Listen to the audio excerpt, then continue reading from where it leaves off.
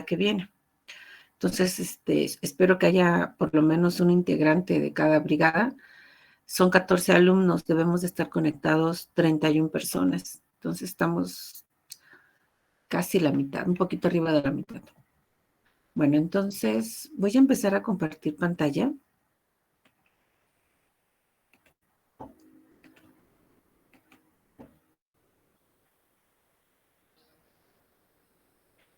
Y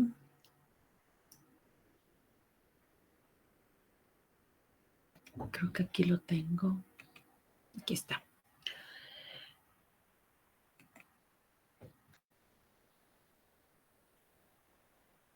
Miren, el día de hoy nos toca la práctica, la ley de la conservación quedamos que no, la que está numerada con 5. Esa dijimos que no, pero aquellas personas o, sí, personas que las quieran hacer ya sea de manera individual o en equipo, pues esta les va a ayudar, ¿no? La que vamos a ver el día de hoy es preparación y conductividad de disoluciones. Ahorita entramos. Quiero comentar algo acerca de la práctica 7. Entonces, en la práctica 7 vamos a trabajar la siguiente semana algo muy parecido a lo que vimos con cristales. Nada más que la parte de cristales fue algo muy sencillo en todo, en hacer el experimento y en la presentación, y no hubo cálculos. Aquí sí, aquí es un poquito más desarrollado el formato de la práctica y la parte de los cálculos. Entonces, lo que sí tienen que traer de aquí 8 días es la parte experimental realizada, tal cual se hizo en el semestre, en la clase de cristales. Entonces, deben de presentar las fotos del experimento.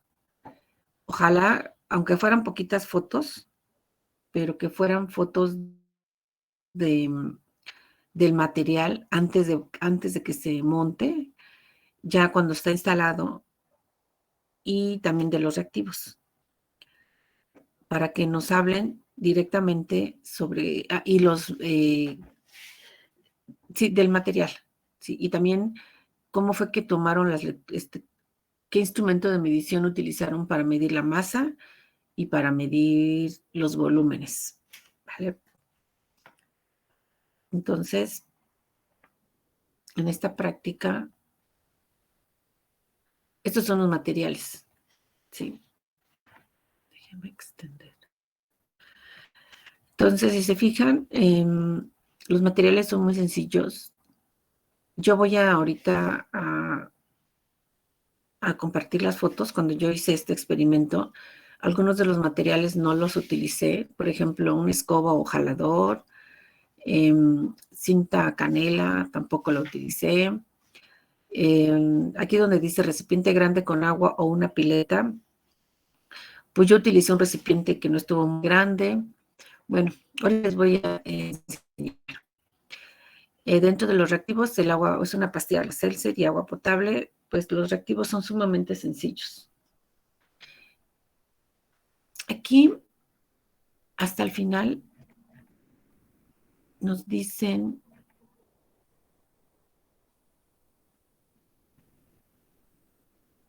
en caso de no poder conseguir la manguera, pues que hagan esto, ¿sí? Sin embargo, pueden hacer esto o podrían utilizar una bolsa de plástico que no tenga absolutamente ningún agujero. Obviamente, porque como nosotros vamos a generar un gas, lo que vamos a medir es el volumen de gas que se genera. Entonces, si tiene alguna fuga, pues el experimento ya no sirve. Por eso es que aquí nos dan dando otra opción en caso de que no se consiga la manguera. Creo que con una manguera, creo que con una bolsa de plástico que esté lo suficientemente bien cerrada, o sea, que no tenga ninguna fisura, es más que suficiente. Bueno, yo ahorita les voy a comentar cómo estuvo el experimento con el mío.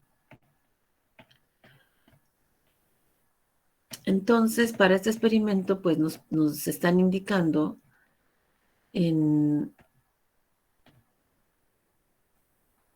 Aquí está, el material. Y recuerden que...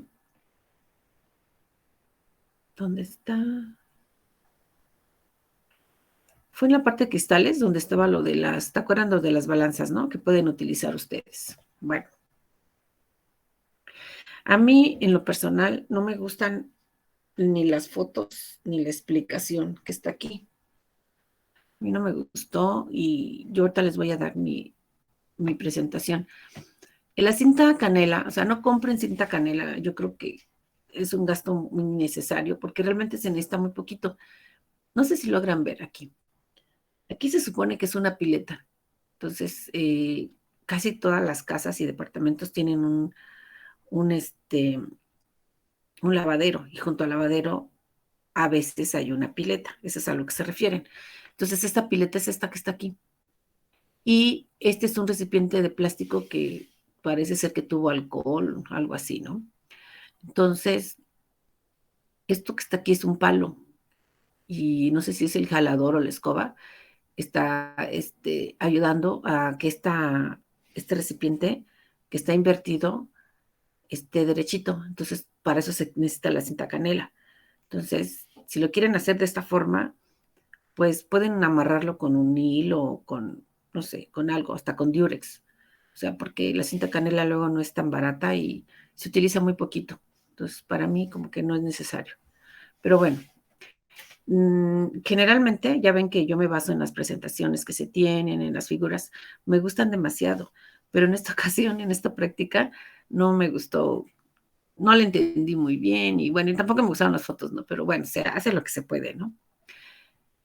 En cuanto al material, sí está bien explicado aquí. Lo único que les puedo decir es que tienen que colocar el reactivo en hacer como una especie de cilindro donde va a ir el Alka-Seltzer adentro o el bicarbonato, lo que nos digan. Eh, la servilleta de papel debe de ser muy delgadita. No vayan a utilizar una servilleta muy gruesa porque si se fijan, aquí lo tenemos. Aquí está el reactivo y aquí está el líquido. Deben de estar separados antes del experimento. Entonces, cuando ya se pongan a reaccionar estos dos reactivos, el papel debe de deshacerse muy rápido para que el reactivo que está dentro entre en contacto con el líquido y hagan reacción. Si no sucede así, la reacción no se va a dar, va a ser una reacción muy, muy, muy ineficiente y la generación de gas va a ser muy poquita. Entonces, el rendimiento nos va a salir muy, muy, muy, muy poco.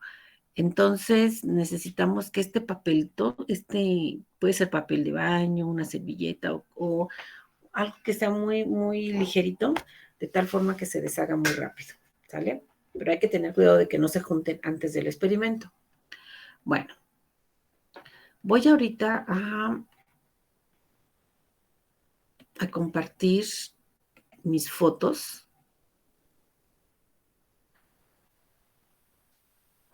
para que vean cómo hice yo mi experimento.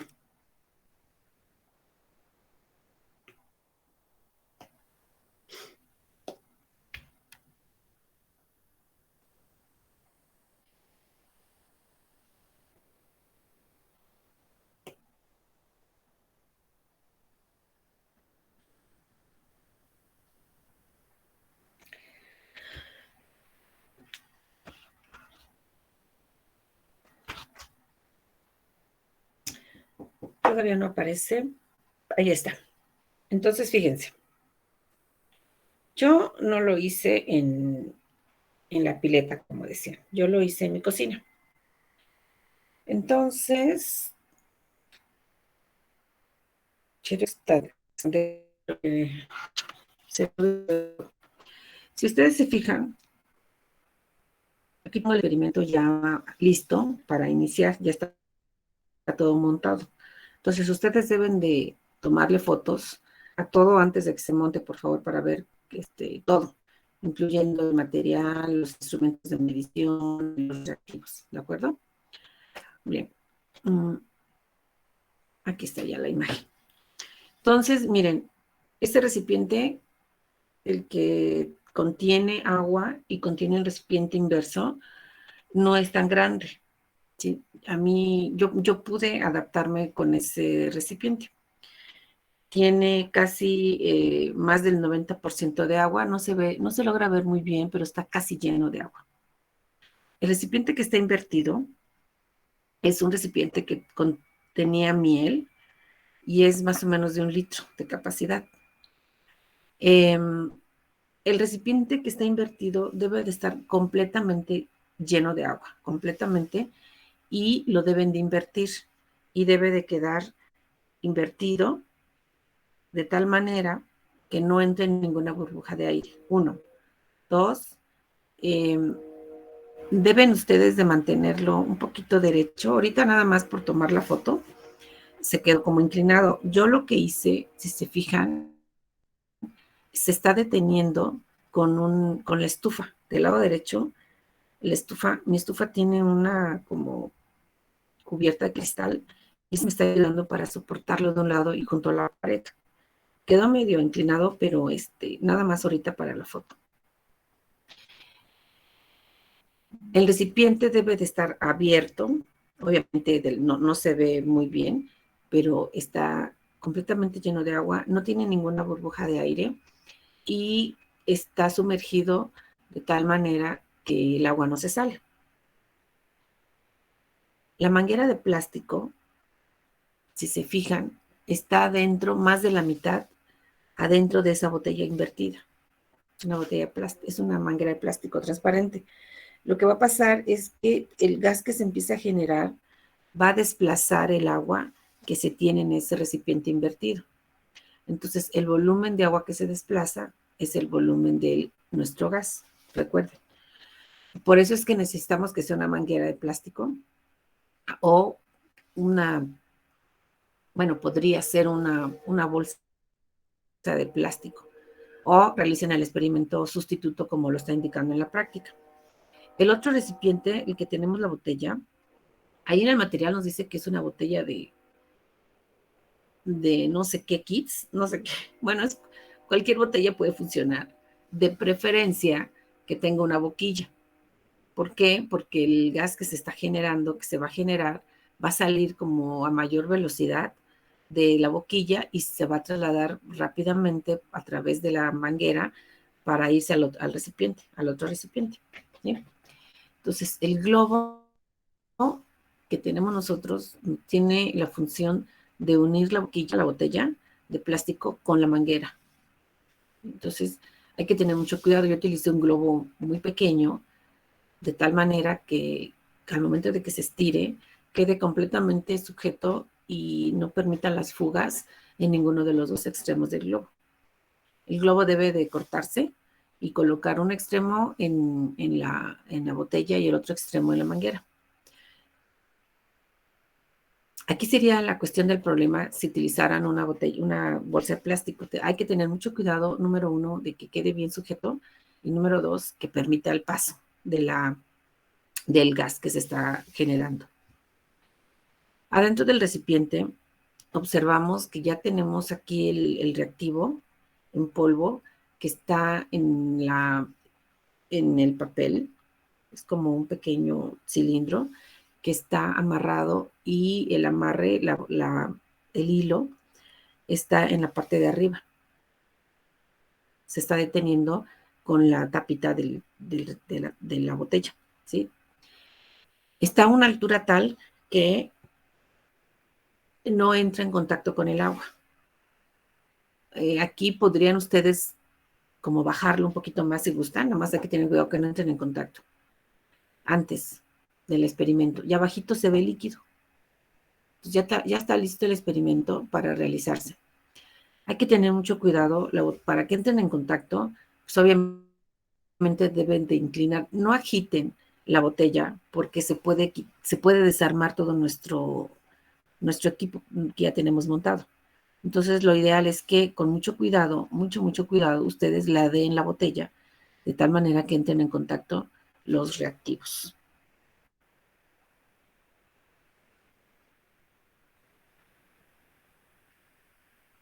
¿Sí va quedando claro, compañeros, lo que estoy explicando?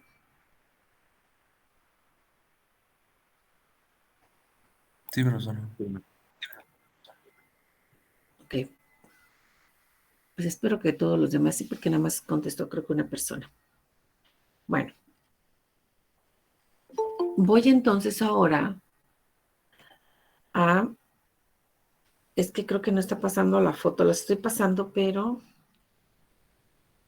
creo que no las estamos viendo. Está muy lento mi internet. Bueno, cuando ya entran en contacto los dos reactivos, se va a empezar a generar un gas, el dióxido de carbono. Ese gas va a circular a través de la manguera y va a empezar a desplazar líquido de la botella que está invertida.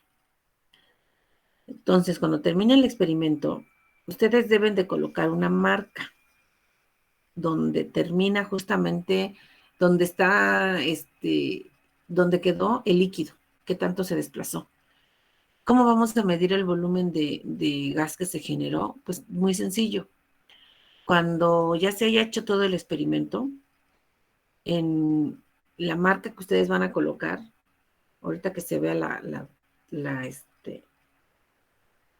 foto, se va a desplazar un volumen de aire, ¿no? De agua. Entonces, ese volumen de agua, ustedes van a poner una marca. Y cuando ya haya terminado toda la reacción y el experimento, ustedes pueden ya desmontar. Entonces, van a colocar agua, van a quitar la botella, la van a tomar, la que está invertida, le van a quitar todo el agua y le van a colocar agua hasta donde está. Ahí está la foto.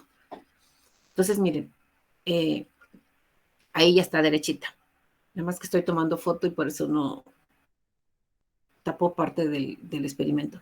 Pero en lo que nos importa es la botella que está invertida.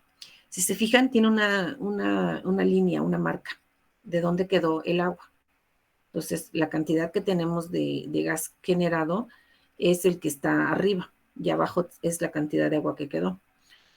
Entonces, lo que vamos a hacer es quitar esta botella invertida, le voy a quitar agua, toda la que tiene, y le voy a colocar agua hasta donde está la marca. ¿Sí? Ya a la botella derechita le pongo agua hasta donde está la marca y después voy a medir el volumen de esa agua con algún otro instrumento. Puede ser una taza medidora, puede ser con una jeringa, no lo sé, con algo que ustedes tengan en casa que nos permita medir el volumen de agua que se ha generado. ¿Sí quedó claro, compañeros? Sí, maestra. Eso es lo mínimo que deben de tener para la siguiente clase, lo mínimo. Porque, miren, aquí tenemos otra vista. Ahí se ve claramente la parte donde está la marca, el agua y la parte del gas. ¿Sale? Entonces, yo lo hice así, se me hizo más sencillo que la escoba y el jalador y que la cinta canela, no sé, se me hizo muy, muy, muy complicado a mí y era un relajo y bueno, y tampoco tenía espacio ahí para hacerlo en la pileta, entonces yo lo hice así y fíjense, el recipiente que estoy utilizando es un recipiente que no es muy grande, o sea, es un espacio muy pequeño, ¿sale? Entonces, ustedes pueden hacer las adaptaciones que consideren convenientes.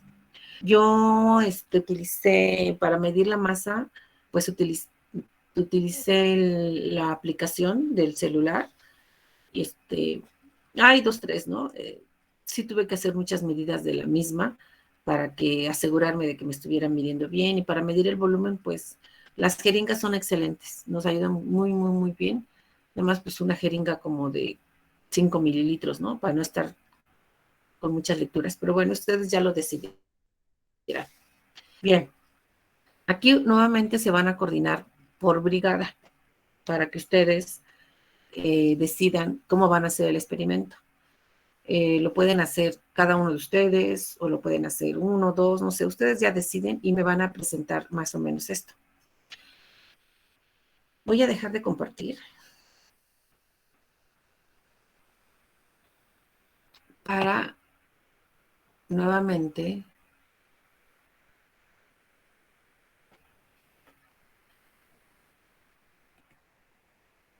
quiero compartir ahora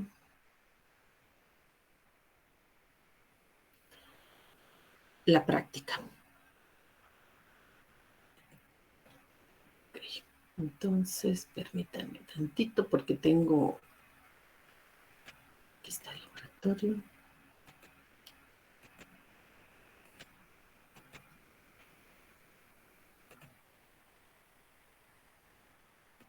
Voy a regresar. Entonces, ¿de qué se trata la práctica que viene? Bueno, pues es el rendimiento porcentual.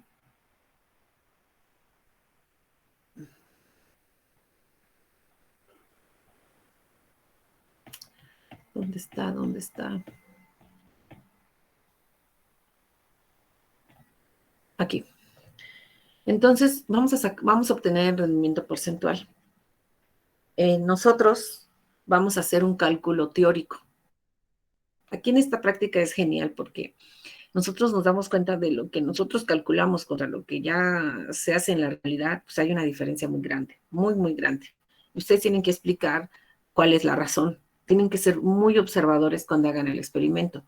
Si el experimento lo hacen una persona en específico de la brigada, pues me gustaría, bueno, ojalá, es una sugerencia, que además de las fotos, ojalá lo pudieran hacer como que en una sesión en alguna plataforma para que todos vieran el experimento. Tienen que ser muy observadores.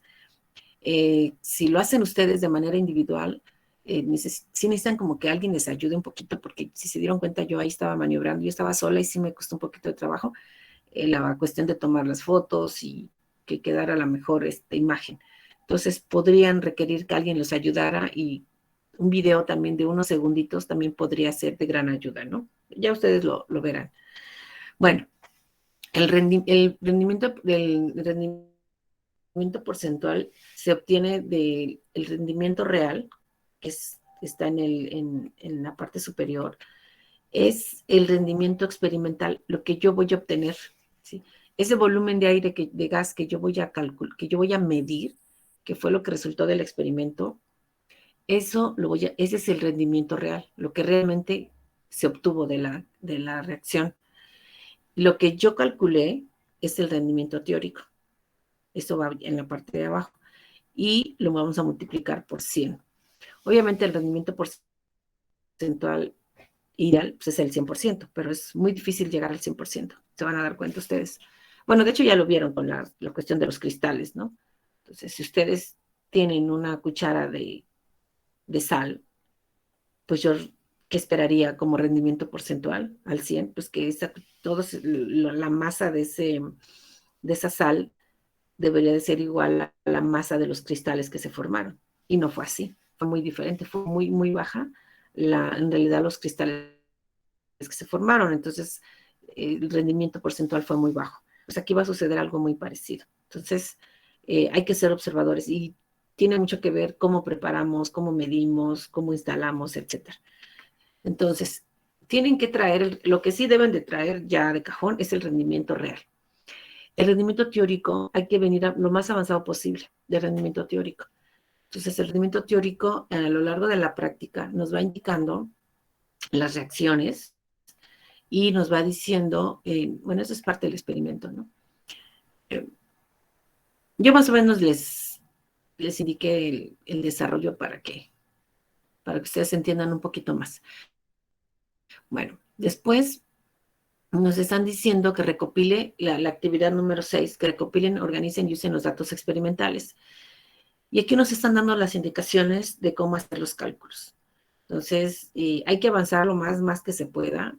Tenemos una tabla de datos que nos ayudamos para los cálculos y hasta el final obtenemos nosotros el rendimiento en la parte, bueno, no veo ahorita, pero para que obtengamos el rendimiento teórico, ¿sí?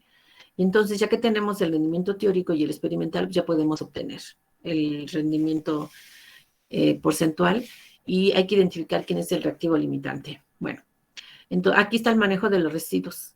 Sí es importante que se manejen como nos lo están indicando.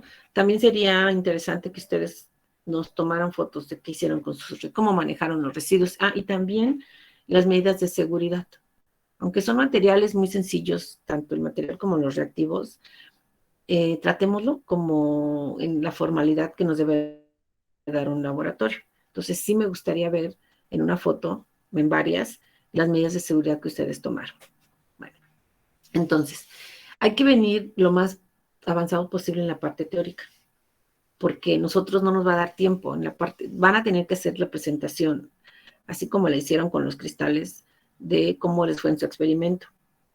Y nos van a dar el dato de lectura que obtuvieron de la masa de volumen de aire que se consiguió, que se obtuvo, y vamos a tratar de obtener el rendimiento porcentual entre todos, pero ya cada quien con sus propios datos. Entonces, nos vamos a ir a la parte matemática, pero el tiempo va a ser muy reducido, porque tenemos que ver cómo fue lo del experimento. Recuerden que el experimento en sí, todas las brigadas que lo realicen son 5 puntos. ¿Sí? Entonces, les da 5 puntos y lo que ustedes después realicen con los cálculos se suma a los 5 puntos que obtuvieron por haber hecho el experimento. ¿Quedó claro, compañeros?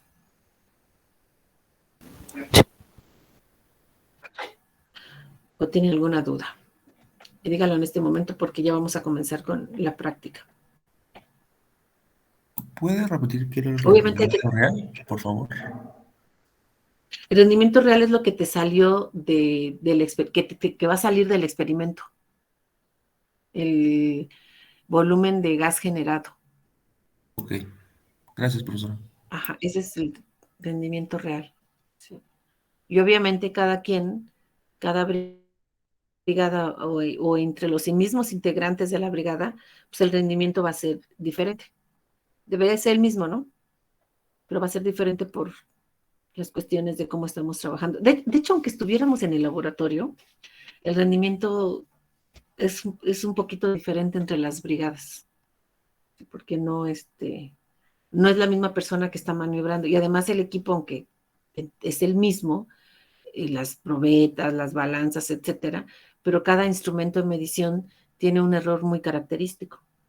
Y cada uno de nosotros, cómo tomamos lecturas, etcétera, es una suma, ¿no? De cuestiones ahí, de puntos, y al final no tenemos el mismo porcentaje. Bueno, ¿sí quedó claro lo del rendimiento real, compañero? Sí, profesora. Ok. ¿Alguna otra pregunta, compañeros? Antes de iniciar con y el cuestionario previo de la práctica que viene, también ese sí debe de estar de cajón, contestado al 100. Entonces deben de traer el rendimiento real, las fotos del experimento y el cuestionario previo contestado. Todo eso es de cajón. Y lo más avanzado que se pueda en los cálculos para el rendimiento teórico. Va a haber dudas, por supuesto, pero las vamos a aclarar y va a ser más fácil, aunque no haya salido, pero va a ser más fácil de hacerlo la siguiente semana. Pero si se fijan, no tenemos mucho tiempo, ¿vale? ¿Alguna duda, comentario? Creo que acuérdense que estoy como profesora y como alumna. Yo como alumna estoy viendo lo que estoy compartiendo de información, pero lo veo borroso. ¿Así lo ven ustedes? Sí, sí, también. Sí se ve borroso. Ujú. Bueno, pues no sé qué hacer, ¿eh? Entonces, lo que, lo que sí, pues ustedes tienen su información para que la vayan siguiendo. Al inicio de la clase había personas muy, muy, muy, muy madrugadoras, me dio mucho gusto. Les puse en el chat que por favor tengan sus apuntes a la mano. Entonces, necesito que todos tengan sus apuntes a la mano y me vayan siguiendo con lo que ustedes tengan porque se ve borroso. Entonces, hay que ver qué pasa ahí, ¿no? Bueno, entonces, acuérdense que todas las definiciones, absolutamente todas las definiciones deben de ser muy, muy sencillas para que, acuérdense que cuando iniciamos algo, un nuevo conocimiento, es entender el concepto. Cuando yo entiendo el concepto, entonces es como que el nivel más básico. Cuando ya lo entiendo, entonces yo ya puedo pasar al siguiente nivel, que es cómo lo calculo y después cómo lo aplico. Entonces, entender el concepto, aplicarlo y calcularlo. Entonces, lo primero es entenderlo. Entonces, acuérdense que me tienen que decir ustedes con sus propias palabras qué es lo que entendieron. No quiero que lean. Hay veces que no se puede evitar el leer porque no queda de otra.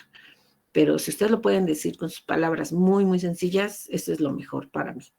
Acuérdense que tienen que contestar lo que ustedes entendieron, no lo porque pues yo ya lo entendí, entonces no me lo tienen, o sea, quien lo tiene que entender son ustedes, no yo, ¿sale?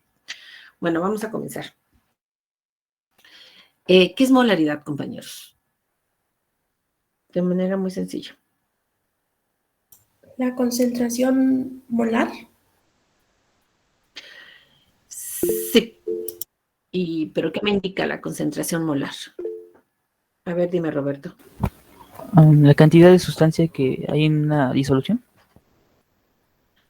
Ajá. Sería, exactamente, así es, la cantidad de sustancia que hay en una solución, pero recuerden que hay diferentes formas de poder medir la concentración. Entonces, una de ellas es creo que es una de las más sencillas, de las más utilizadas en los laboratorios, es la molaridad porque es muy, muy, muy más sencilla.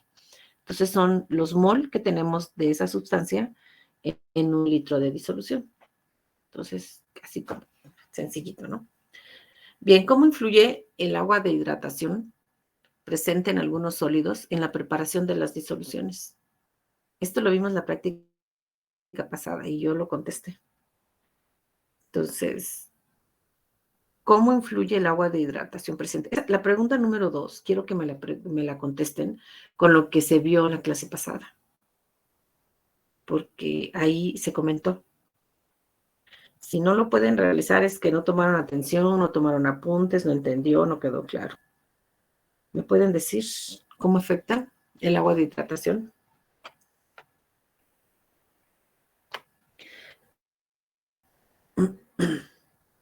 Puedo preguntar al que sea e ir poniendo asistencia, ¿eh?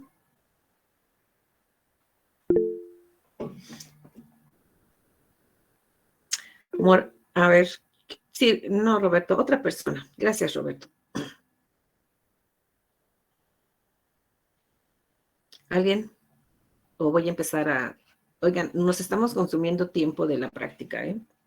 1, 2. Yo puedo pedirle a quien sea. Mora Chávez, ¿me puedes contestar? Por favor.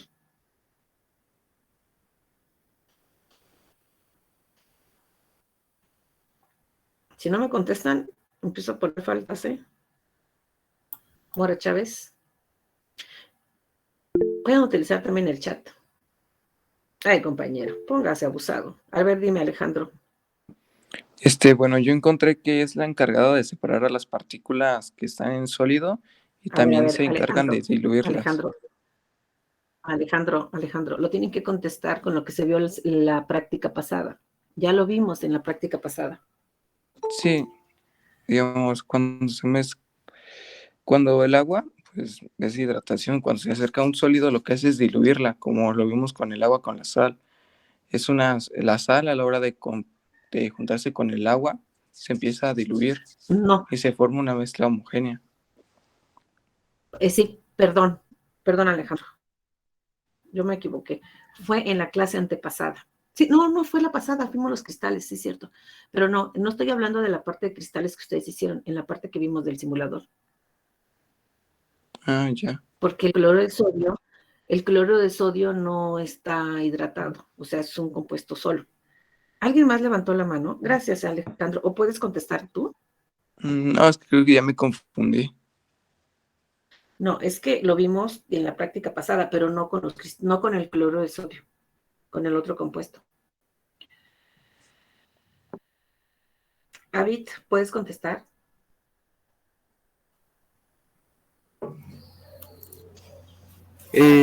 Sí. ¿Cómo influye el agua de hidratación en los sólidos? Pues lo que yo observo Sí. es que se separaban hace que se separara la sal en la solución, y luego esto ayudaba a que cuando la calentaras, sí, ¿Cuál solución? ¿Cuál? No, no había solución, ¿eh? ¿Pueden ayudar a Vic? bueno, Rafael, gracias. Rafael,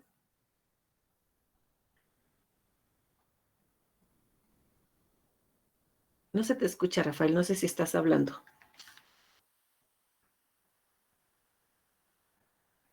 Bueno, Rafael.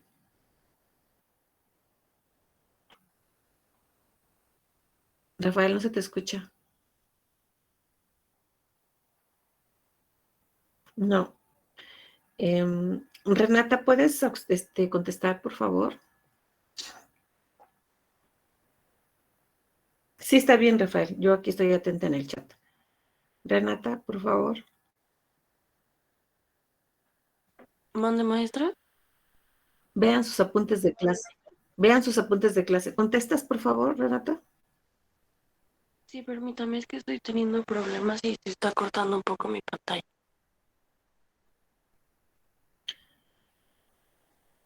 Pero sí te escuchamos bien, puedes hablar. No necesitamos la pantalla ahorita.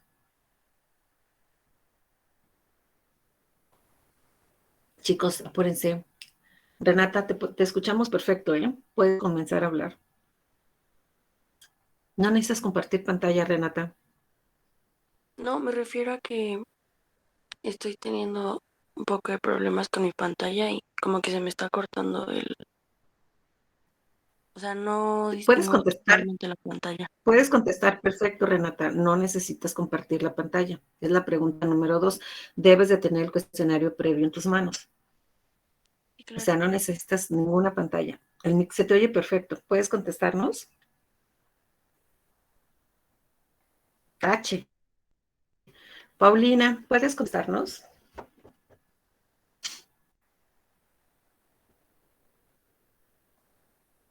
Sí, estoy revisando mis apuntes. O sea, los apuntes desde el inicio los deben de tener. ¿Qué pasó, Paulina? ¿Tomé? Maestra,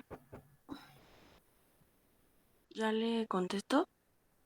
No, Rafael. No es esa. Emiliano. Pues yo diría que la masa total aumenta, ¿no? No, nada de yo diría. No, nada de yo diría. ¿Qué vimos en la clase pasada? Revisen sus apuntes de la clase pasada. En la parte donde teníamos, donde el agua de hidratación, ¿qué pasaba? ¿Qué se debería de hacer con el agua de hidratación?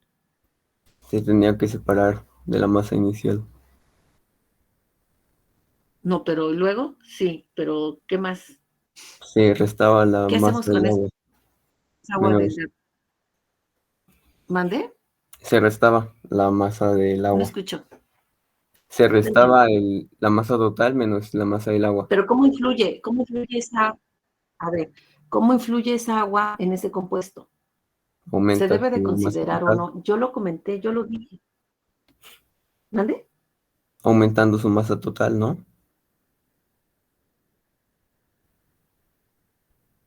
O sea, ¿es parte del compuesto o no es parte del compuesto? Sí. ¿Por qué dudas? ¿No lo tienes apuntado ahí en tus notas? No, porque No, ¿verdad?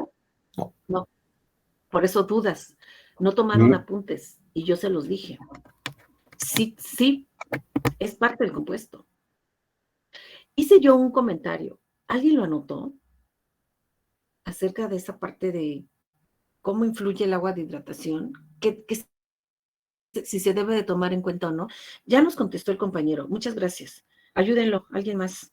Él ya lo contestó. Roberto, ahora sí podrías contestarnos.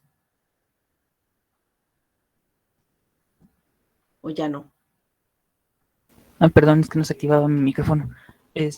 Pues yo tengo lo mismo que el compañero, maestra. De hecho, era lo mismo que iba a Sí, pero contestar, dime tú pero... con tus palabras. Bueno, era el sulfato, no, sí, sulfato de cobre Sí, pentahidratado, ¿no? sulfato de cobre.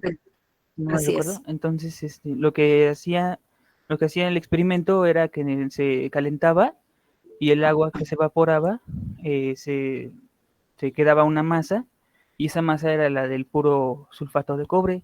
Se restaba la masa inicial y nos daba la masa de Bueno, agua que había en el compuesto. sí, al final de cuentas, ¿qué es lo importante de ahí? ¿Cómo influye el agua de hidratación? A ver, Gael, muchas gracias, Roberto. Gael, ya no me repitan lo que hicimos, sino díganme ya, a ver, Gael, dime. Que forma parte de la sustancia, pero en sí no de su composición. No, pues entonces ya nos confundiste, Gael. Rafael.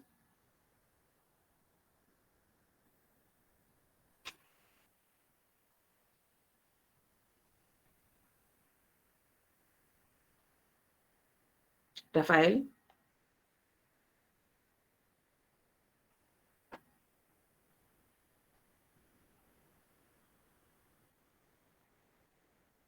Esmeralda.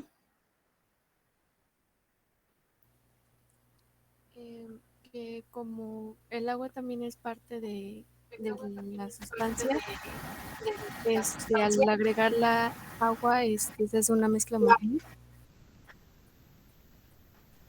No, es que más bien, Esmeralda, el agua de hidratación forma parte del compuesto.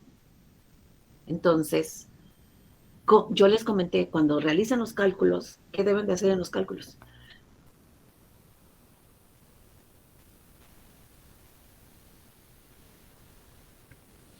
¿Restarlo? ¿Mande? ¿Restar? ¿Qué pasa con esa agua de hidratación en los cálculos?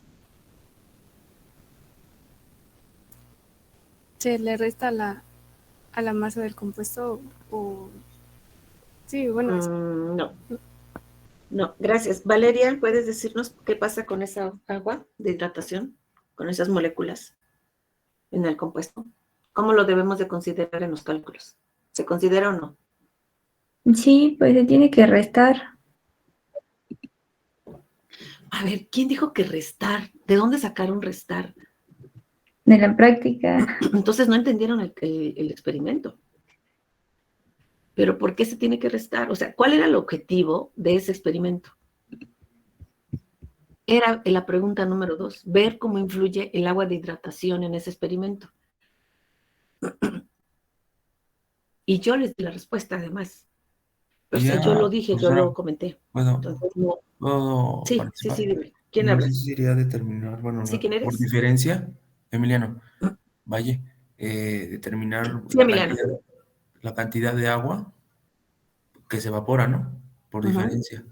Es, bueno, obviamente, a ver, es determinar, bueno, ¿Pero cuál fue?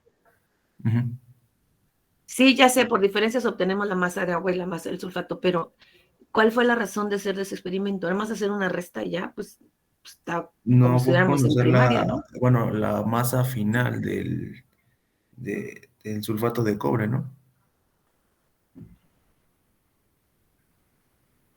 ¿Se me oye, profesora? O sea, la razón de ser del experimento anterior era ver cuánta masa de sulfato de cobre teníamos y por lo tanto cuánta masa de agua. No, el experimento era muy sencillo. Y dicen, pues es una resta ya. ¿No? ¿Es la qué, perdón? Obtención de cristales. ¿No? No, compañero. Esa parte del experimento, no, esa no era su razón de ser. O sea, sí, pero el hecho de haber colocado un compuesto que estaba hidratado, ¿cuál fue la razón de ser de esa parte? Determinar el porcentaje de agua que contiene el sulfato de cobre. Sí, pero es que, a ver, nadie entendió. Entonces, aquí es la pregunta 2. ¿Cómo influye el agua de hidratación? Entonces, ahí era que vieran la importancia del agua de hidratación en el compuesto. Cuando tenemos un compuesto hidratado, monohidratado, bihidratado, pentahidratado, las moléculas que sean, ¿cómo debe de considerarse en ese compuesto? sea, a final de cuentas, me entristece que nadie me haya contestado. Espero que alguien tenga la respuesta. Nadie lo ha dicho. ¿Alguien más que quiera participar antes de que yo comente?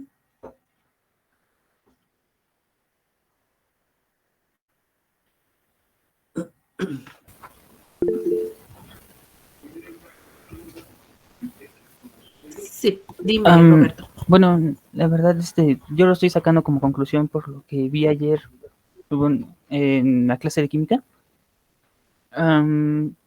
Se supone que hay un axioma en química que que dice que lo semejante disuelve a lo semejante, y quiere decir que tal vez su tipo de enlace haga que se disuelva mejor en una disolución de agua. A ver, Roberto, no. No. O sea, sí es cierto lo que tú estás diciendo, pero lo que nosotros vimos en esa clase, no vimos nada de lo que tú estás comentando. Es más sencillo. Entonces, lo que vimos en la clase pasada fue que debe de considerarse en la fórmula la masa de agua, porque sí es parte del compuesto y nadie lo ha dicho. O no lo dijo exactamente así, por eso necesito que me digan muy bien. Lo que más se limitaron a decir ustedes es de que el experimento era una resta y conocer la masa de agua o la masa del sulfato. No. Esa agua, cuando está en el compuesto como parte de la fórmula de pentahidratado, es parte del compuesto y ustedes no están manejando por separado. Entonces, cuando tenemos eso, y yo se los comenté, se los hice la aclaración y les dije, cuando ustedes tengan un compuesto hidratado, ya sea mono, bi o las moléculas que tengan de agua, ese compuesto esas moléculas de agua son parte del compuesto.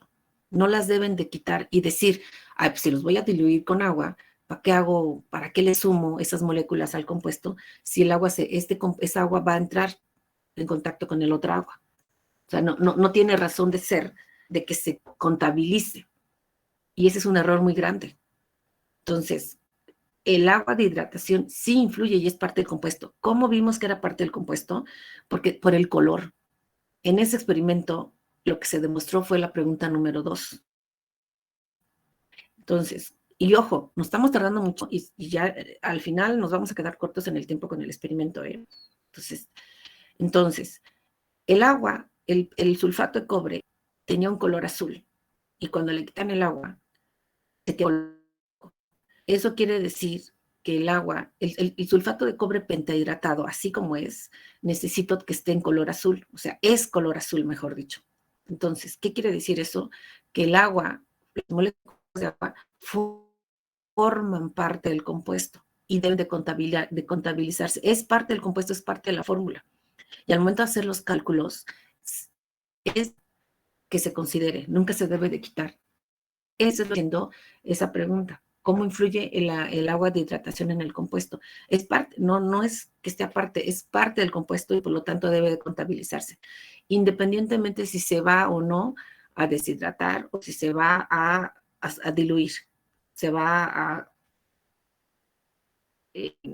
colocar en agua. Esa es la respuesta a la pregunta número 2 y espero que quede claro, porque a lo más que se limitaron a decirme es que se hizo una resta y que no sé qué, no.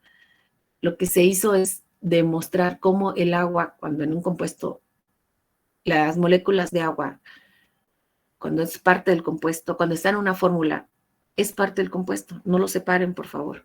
Bueno, vamos a continuar. Bueno, ¿quedó claro o no?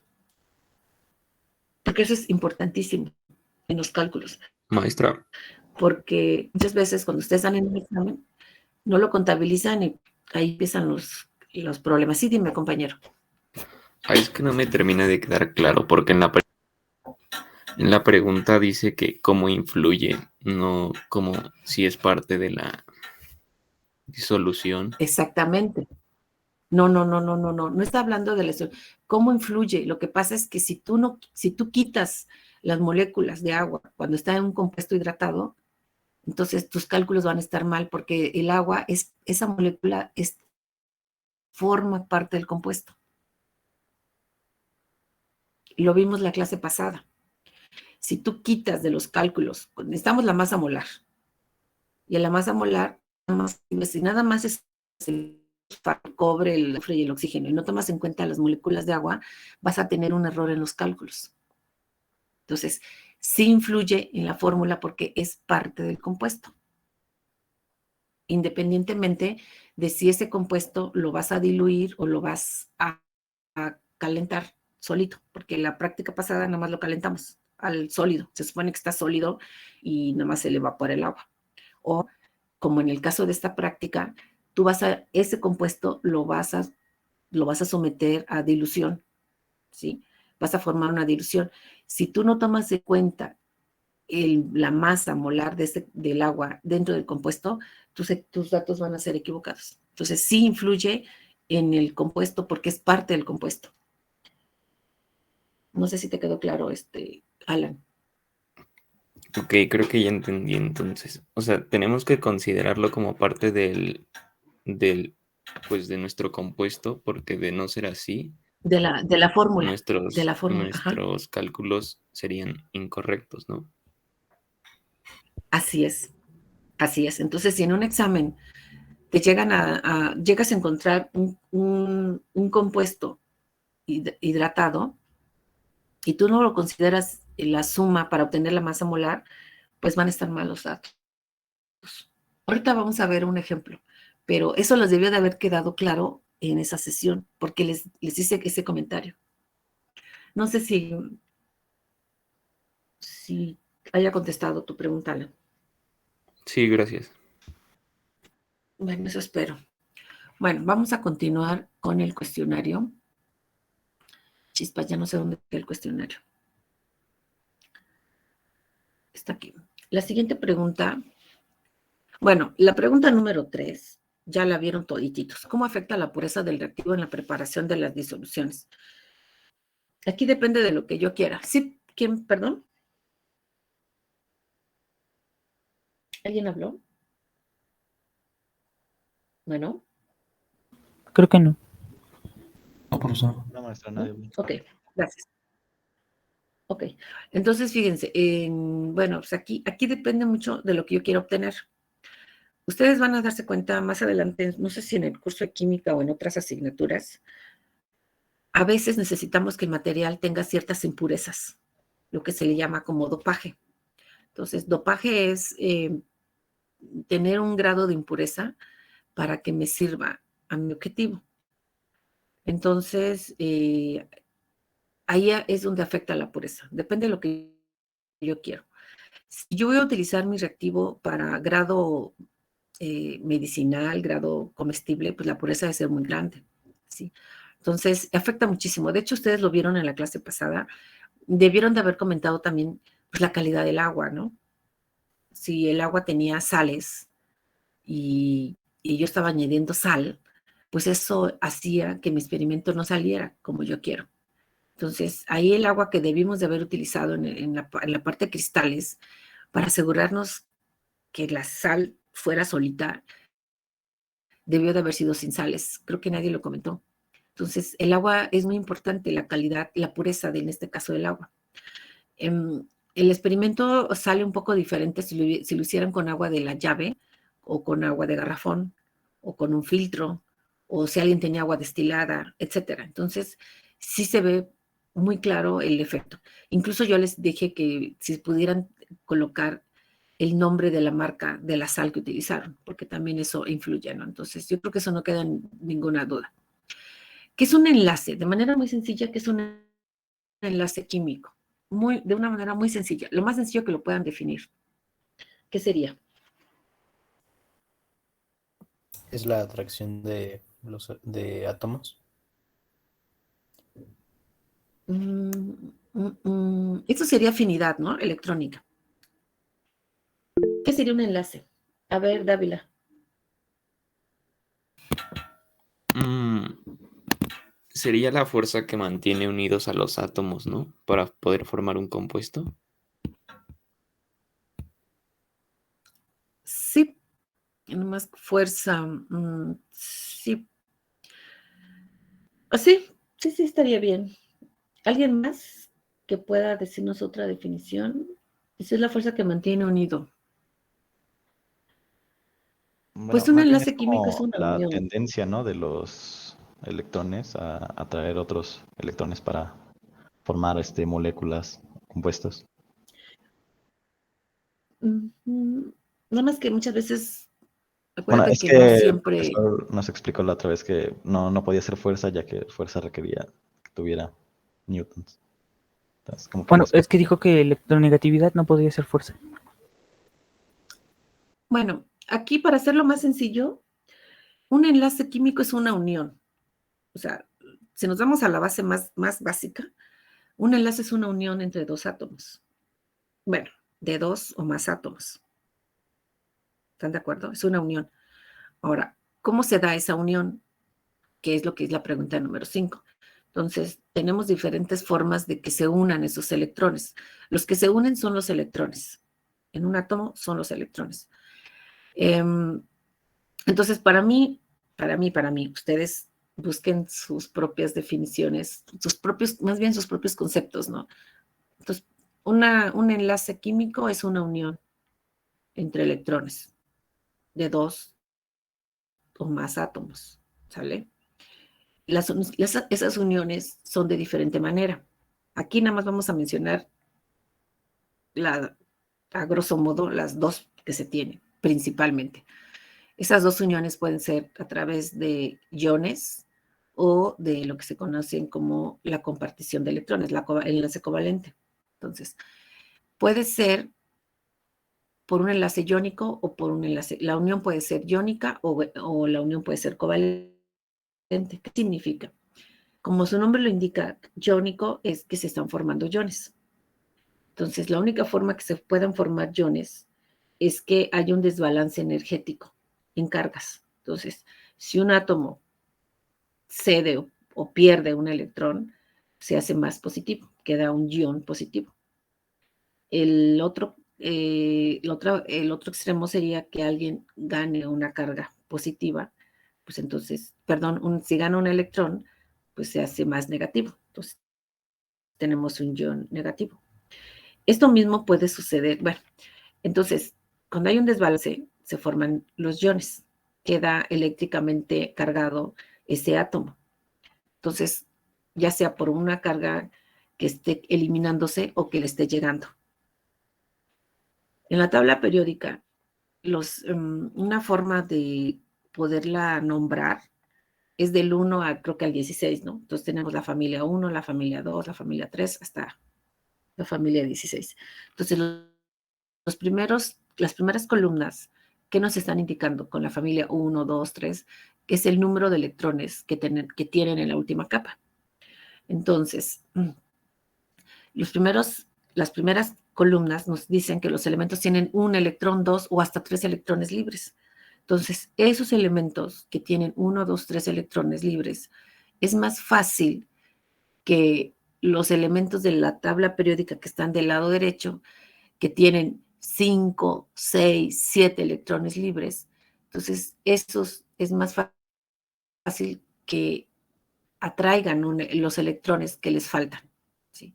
Acuérdense que en la naturaleza todo es optimizar y hacer eficiente el uso de la energía, el mínimo, el mínimo uso de energía. Entonces, energéticamente hablando, si un electrón tiene, si un átomo tiene un electrón y requiere 7, energéticamente hablando, es mucha energía para que jale esos 7.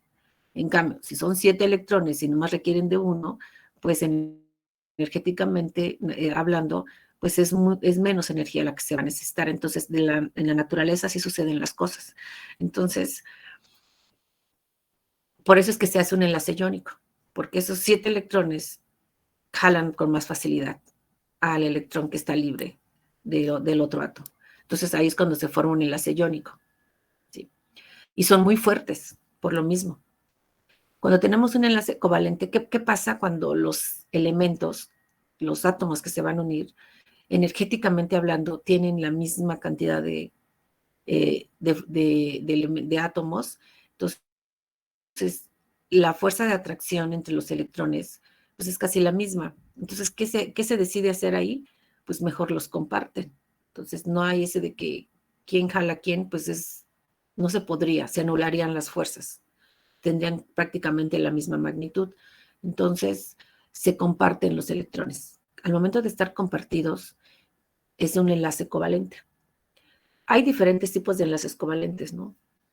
Covalente polar, en los enlaces iónicos también, dependiendo de las electronegatividades. Eso lo van a ver ya más en teoría, pero a grosso modo sería esa la razón. Cuando tenemos más electrones y me hace falta poquitos, 1, 2, hasta 3, pues yo los atraigo. Entonces, quien los atrae queda un ion negativo y el otro es un ion positivo. Cuando son enlaces covalentes, se comparten. No hay electronegatividades como tal, no hay esa diferencia de carga, sino quedan ambos más o menos con las mismas cargas, energéticamente hablando.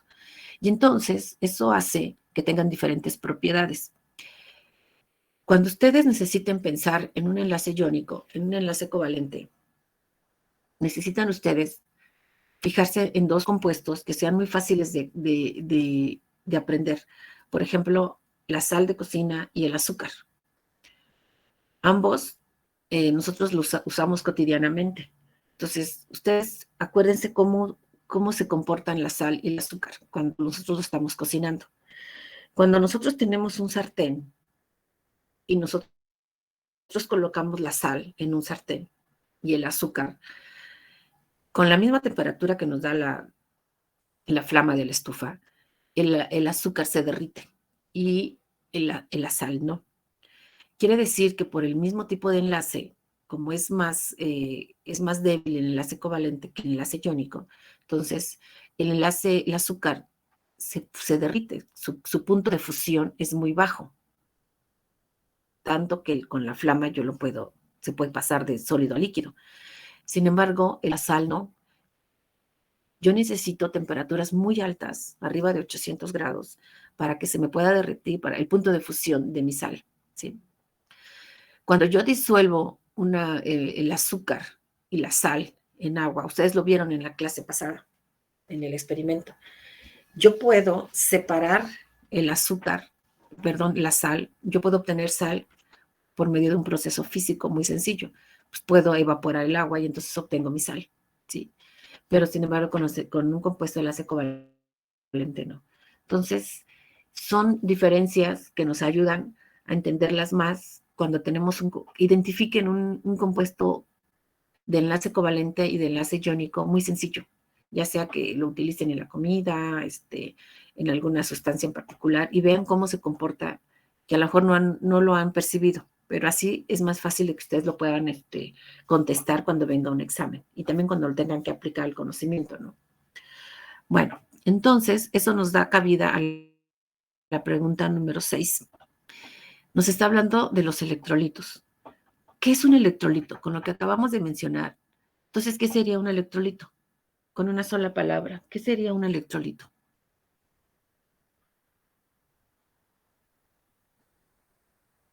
¿Cómo lo podrían definir, si es que quedó claro su investigación, lo que es un electrolito?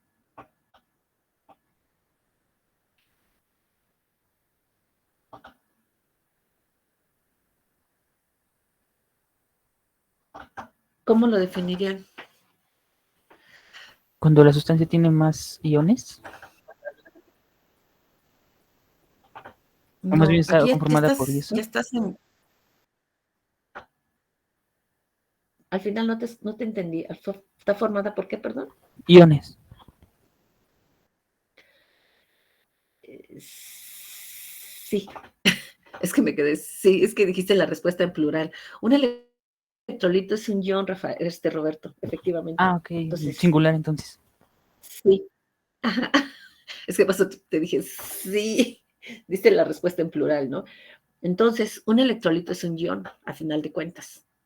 Químicamente hablando, si entendieron el concepto de ion, de electrolito es un ion, porque tenemos electrolitos positivos o negativos, ¿no? Entonces, ahora sí, Roberto, un electrolito fuerte, porque ya vamos a clasificarlos. Entonces, a final de cuentas, es un ion. Todas las sustancias que se pueden separar en iones son electrolitos. Nada más que aquí hay electrolitos fuertes, débiles y quienes no son electrolitos. ¿Qué significa eso? ¿Qué significa un electrolito fuerte? Hablando de iones.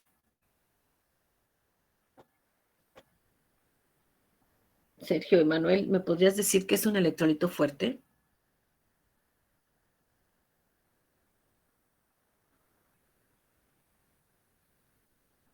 Sergio, contesta.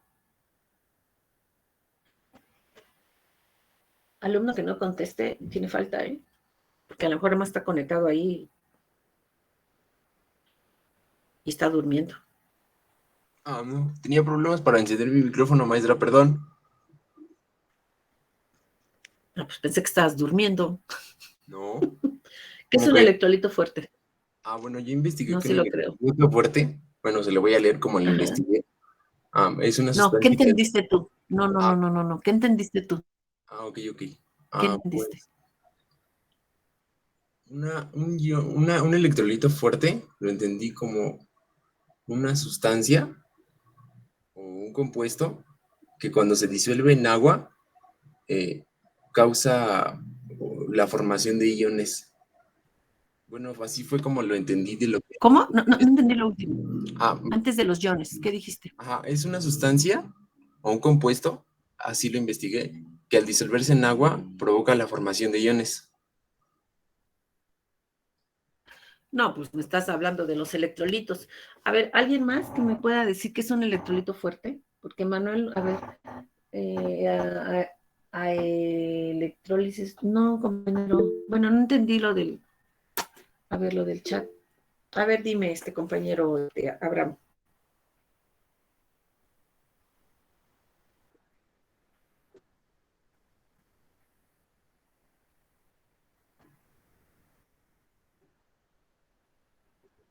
Así es.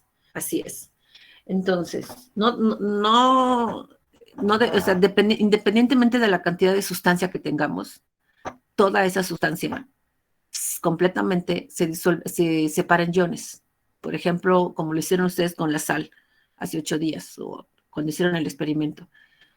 Un electrolito fuerte es de que se separan iones todos, el 100% de la cantidad que nosotros tengamos y que la coloquemos en agua. Obviamente, un electrolito débil, pues no todas las sustancias se separan en iones. Ese es un electrolito débil. Y un no electrolito, pues es el que no se separa. O sea, podemos estar mezclando en agua, se disolverá, pero no se separa en iones. Eso es un no electrolito. ¿Sí quedó claro? Porque esta es la base de esta clase. Hay que diferenciar, saber clasificar. ¿Sí quedó claro? Sí, profe. Sí, Roberto. ¿Y cómo se sabe cuando es positivo o es negativo? Con la fórmula del compuesto. Por ejemplo, el cloro de sodio tiene sodio y tiene cloro. Entonces, te vas a la tabla periódica y tú vas a ver ahí, por ejemplo, el sodio, ¿de qué lado está? Y el cloro. El cloro está del lado derecho. Y el sodio, o sea, ahorita no tengo la tabla periódica en la mano, pero el cloro, al estar al extremo derecho de la tabla periódica, debe de tener, y como no es un gas noble, debe de tener unos 5 o 7 electrones en su última capa. Y del lado izquierdo, el sodio está del lado izquierdo. Entonces, el sodio va a tener que ceder su electrón al cloro. Entonces ya queda positivo y el cloro queda negativo. El cloro, sí, el sodio queda positivo y el cloro queda negativo, porque va a ganar un electrón. Y eso lo vas a ver con las electronegatividades, justamente. Ok. Entonces, así, a grosso modo, así se razonaría, ¿no? O sea, vas identificando, ya identificas a qué familia pertenece. Pues aquí está. Entonces, este queda positivo, este queda negativo. ¿Sale? Bueno. Ya, eso lo van a ir viendo en su clase de química, ¿no? Precisamente en la parte de teoría. Bueno, después, bueno, los parámetros de que depende de la resistencia, pues ya, la longitud, el tipo de material y demás. Y las unidades, bueno, los ohms, los microsiemens, ¿no? Bueno, vámonos a la práctica, que está un poquito larga. Miren, tenemos que llenar esa tabla. Eso es lo que consiste en la práctica del día de hoy. Entonces, los compuestos que están, el último que es el azúcar, se supone que nosotros les vamos a compartir los datos. Entonces yo en el chat ya compartiré los datos de este compuesto. Entonces, las disoluciones son estas, se van a realizar con estos compuestos. En la parte de arriba van a colocar ustedes las concentraciones. Las concentraciones van a ser las mismas para todos los reactivos, ¿sí? Todas, porque la metodología es la misma. Y en la parte de abajo vamos a colocar las conductividades. ¿Cómo sé que un compuesto tiene, por ejemplo, este mismo compuesto, dependiendo de su concentración, pues es la conductividad? Entonces, obviamente, si tengo mayor concentración, mi conductividad debería de ser mayor, si es que es un electrolito. Si es un no electrolito, pues las conductas van a ser la misma, podría ser, ¿sí? Entonces, así es como yo me voy a dar cuenta quién es un electrolito fuerte y un no electrolito. Voy a tener mis datos. Entonces, la práctica nos dice que cada una de las brigadas realice un experimento de estos y nos proporcione los datos. Pero yo lo voy a hacer como lo hicimos una de las clases pasadas. Entre los integrantes de la brigada, porque deben ustedes de practicar el uso de este simulador. Lo que veamos en la clase de hoy, el tema de esta clase es cajón que viene en el examen, ¿sí? No el tema, no como la práctica en sí, sino acuérdense que pueden venir 3 temas de prácticas en una pregunta. Entonces, el tema de la clase del día de hoy es cajón que venga en el examen. Entonces, necesitan practicar ustedes la parte matemática y el uso del simulador. Entonces, ustedes se van a organizar en cada brigada quiénes van a ser cada uno de estos con estos reactivos. El procedimiento es el mismo, ¿sí? Ustedes deciden cómo sortean la realización. Entonces, cada uno de estos va a ser entre brigada. ¿Sí quedó claro? Entre los mismos integrantes de la brigada se van a sortear las actividades de esa tabla. No va a ser que cada una brigada realice uno y nos pase, ¿no? Porque eso nos complica y nos atrasa demasiado. En cambio, entre los integrantes de brigada se organizan para ejecutar las actividades. ¿Quedó claro, compañeros?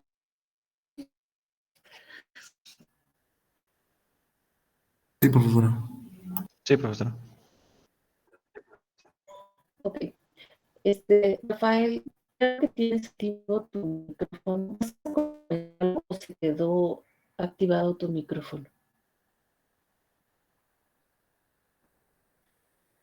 ¿O te quedaste dormido con el micrófono prendido, no? Bueno. Sale. Bien. Entonces, tenemos lo siguiente.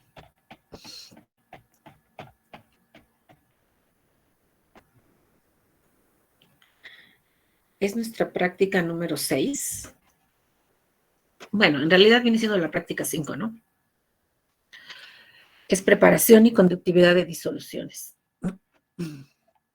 Los objetivos: van a preparar disoluciones de diferentes concentraciones con el material adecuado, van a medir la conductividad de las disoluciones usando el equipo conveniente,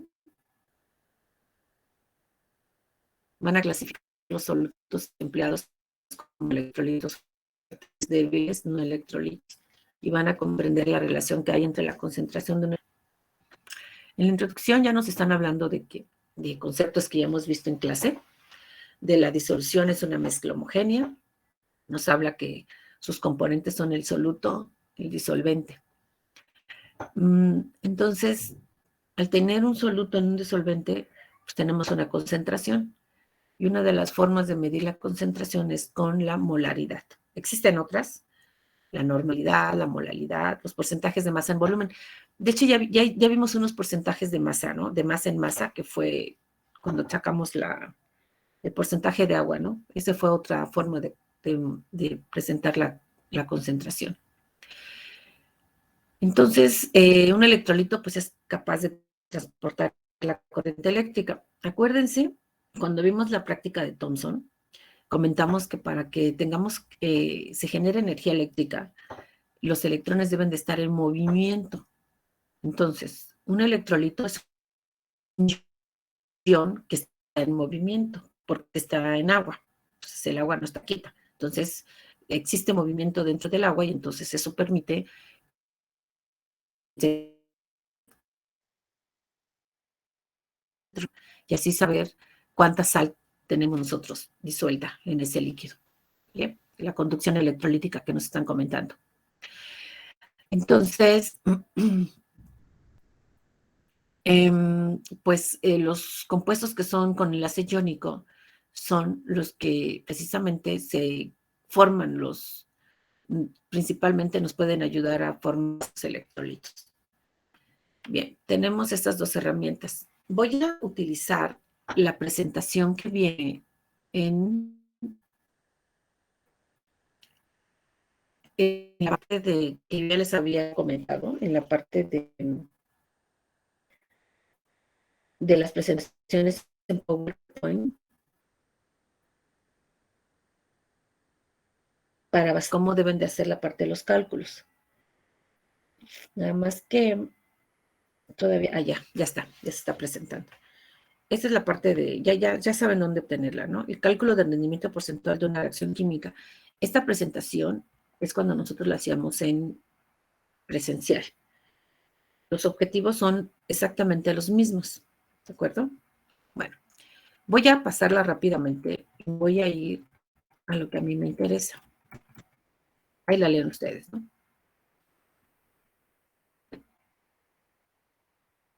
No, me equivoqué de presentación.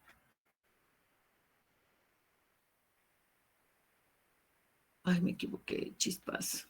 Ya la tenía yo lista para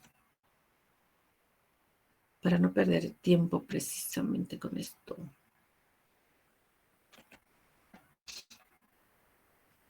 Bueno.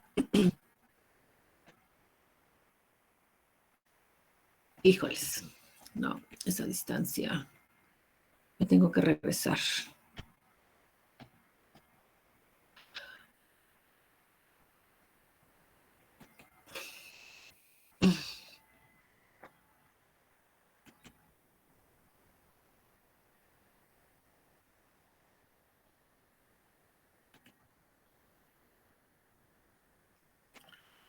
Entonces es preparación y conductividad de disoluciones. Lo que vamos a ver aquí es el procedimiento, que es indistinto de si usamos un simulador o estamos en el modo presencial. Entonces necesito que entiendan el procedimiento y todo va a ser más sencillo.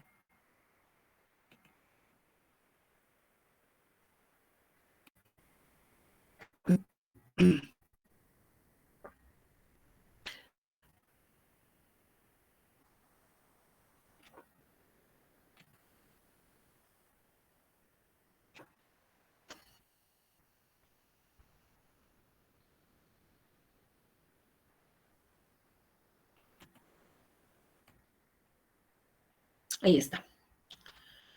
Entonces, más que aparezca la presentación.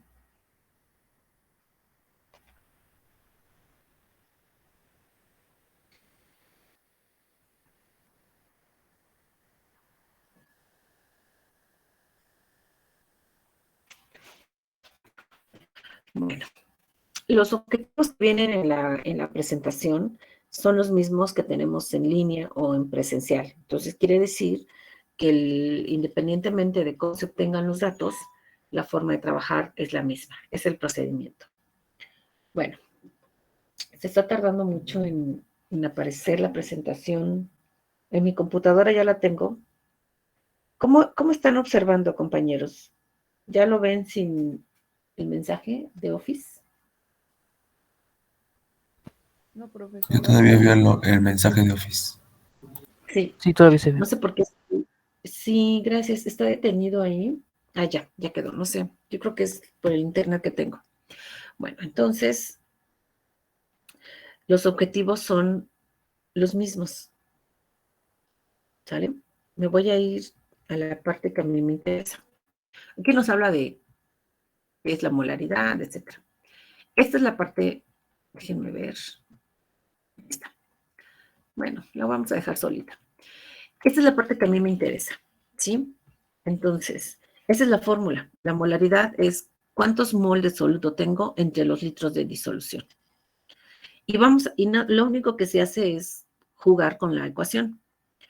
Si a mí me piden la molaridad, el cálculo, me tienen que dar los mol o los gramos, porque acuérdense que los gramos y los mol los puedo convertir de gramos a mol o viceversa. Entonces, necesito por lo menos un dato, el mol o los gramos.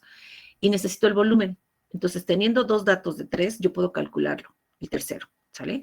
Entonces, si a mí me están pidiendo el volumen que yo requiero, necesito saber la molaridad y necesito saber los mol o los gramos.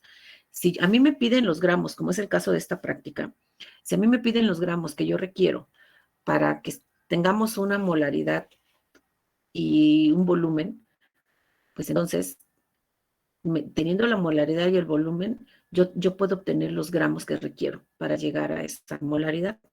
Entonces, si se dan cuenta, únicamente es jugar con la expresión matemática. Eso es todo, está muy sencillo, nomás que lo deben de entender. ¿Sí quedó claro, compañeros? Que es simplemente un juego de acomodar los datos. Siempre me van a dar 2 de 3 y el tercero pues, es el que calculo. ¿Sí? ¿Queda claro? Sí. Ok.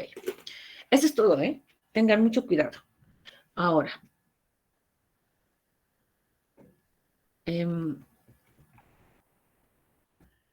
voy a esta parte.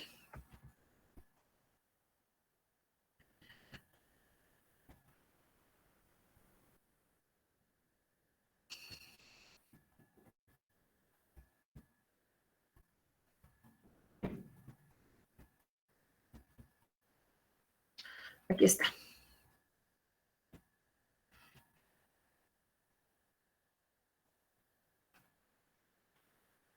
Ya se dieron cuenta que como alumna entro y salgo porque tengo problemas con el internet en el otro equipo. Entonces ya pierdo. Déjenme ver si puedo con el celular. Bueno, ¿están ya viendo mi presentación, compañeros? En la parte de la presentación donde tenemos la disolución madre.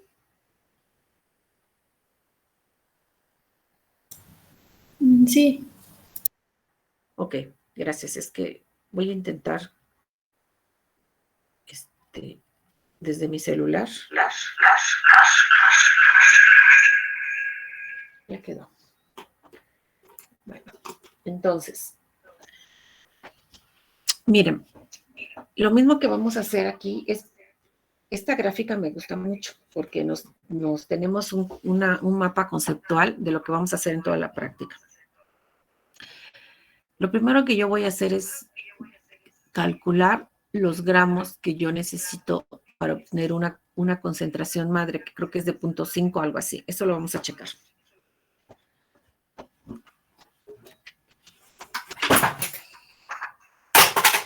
Se me cayó todo.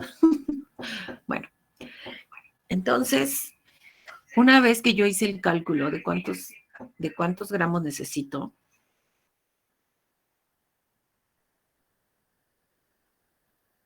empiezo a preparar mi disolución madre. Déjenme salirme de aquí porque el volumen de esto me está causando conflicto.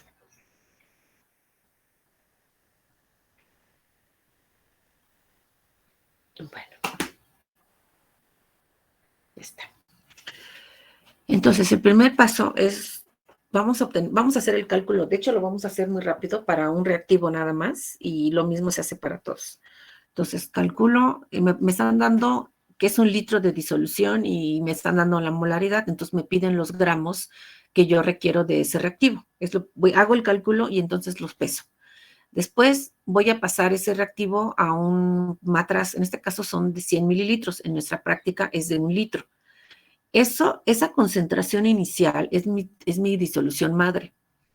Yo voy a tomar 10 mililitros. Aquí nos están indicando 5, pero en la práctica voy a tomar 10 mililitros. Obviamente, ese matraz, yo necesito, lo que se encuentra en mi matraz aforado, lo debo de trasvasar a un vaso de precipitados porque es más fácil por la boquilla, ¿sí? el cuello de un matraz es muy pequeño, entonces lo paso a un vaso de precipitados. De ahí tomo 10 mililitros y lo voy a trasvasar a un matraz de lo que nos diga en la práctica. Creo que es de medio litro, de 100 mililitros y algo así. Algo parecido a lo que tenemos aquí. Voy a tomar 3 veces 10 mililitros en la práctica y lo voy a pasar a otros 3 recipientes que son de diferentes volúmenes y los voy a llevar al aforo. De tal manera que voy a tener 4 disoluciones. ¿Cuál va a ser la disolución más con la concentración mayor, compañeros? De las 4 que tengo, ¿quién sería la concentración? ¿Quién va a tener la concentración? ¿A qué le llamamos concentración más grande? Pues este reactivo que tenemos, el electrolito que yo estoy pesando, ¿dónde va a haber mayor cantidad de este electrolito? ¿En la disolución madre o en alguno de estos que tenemos aquí? ¿En la disolución 1, 2, 3 o en la 4? Y obviamente donde yo tenga mayor electrolito, pues mi conductímetro me va a dar una mayor lectura, si es que es un electrolito. Si es un no electrolito, por mucho que yo tenga de este reactivo, pues mi lectura del conductímetro va a ser casi la misma. Pero bueno, suponiendo que es un electrolito en donde, aunque sea débil, ¿dónde va a estar más concentrado? ¿En cuál de las disoluciones? ¿En la 1, 2, 3 o 4?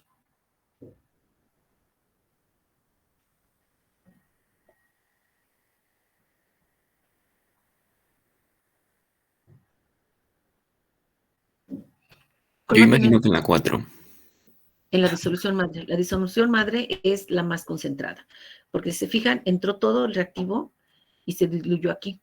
Después de aquí, tomamos una pequeña cantidad, lo vaciamos aquí, tomamos otra y aquí, y todavía le pusimos agua. Bueno, de estas 3 disoluciones que quedan, ¿cuál es la que sigue en mayor concentración? La más concentrada siempre va a ser la disolución madre y va a ser la que mayor conductividad tenga. ¿Sale?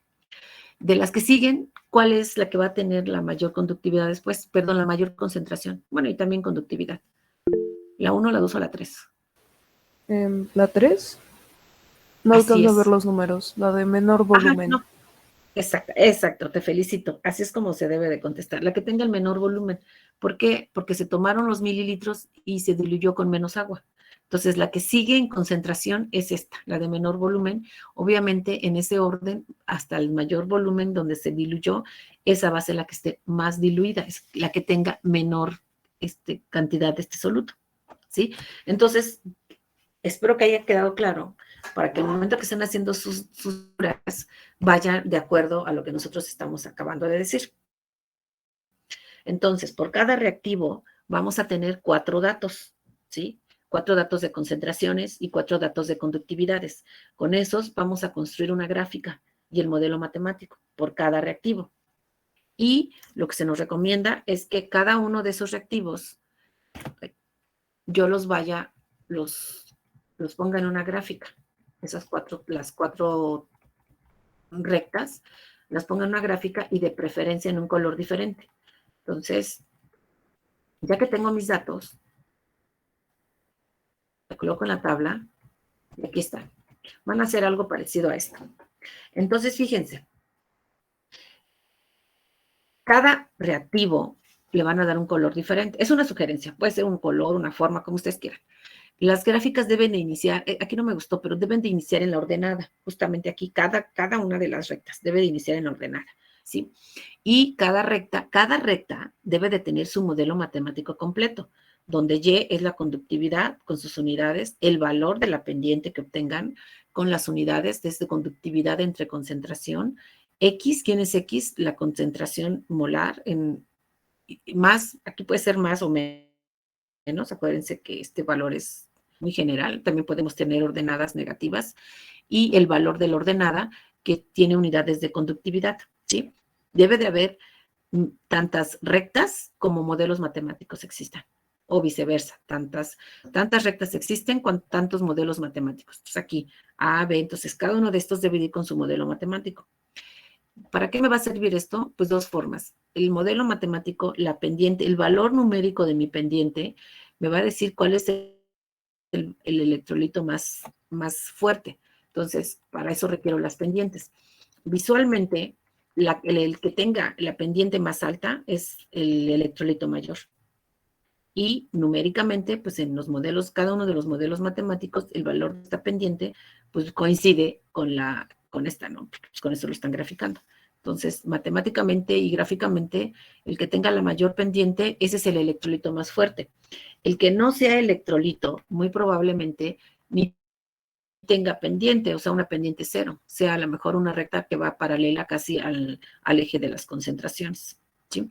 Entonces, y el electrolito fuerte, pues obviamente se va a disparar, ¿no? Vas a tener una pendiente muy alta. Entonces, aquí van a colocar en un solo gráfico todas las rectas.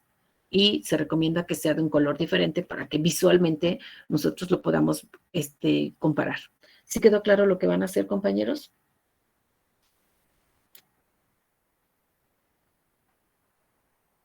Sí, profesora. Bueno, eso espero.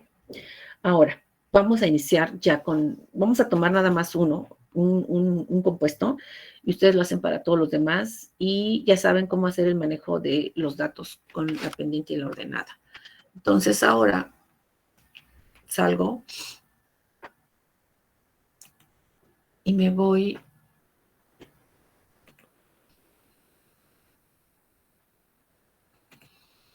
a esta parte.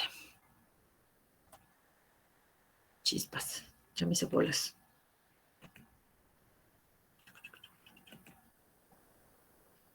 Es que como nos están pidiendo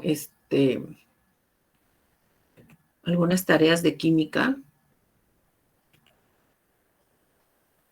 Sí, es esta. Bueno, entonces me voy a ir a la parte, pero déjenme ver, de química. Entonces, fíjense, primero lo que tenemos que hacer es un cálculo. Entonces, me están pidiendo lo siguiente. Vamos a calcular, voy a compartir rápidamente la pantalla. Entonces, aquí dice,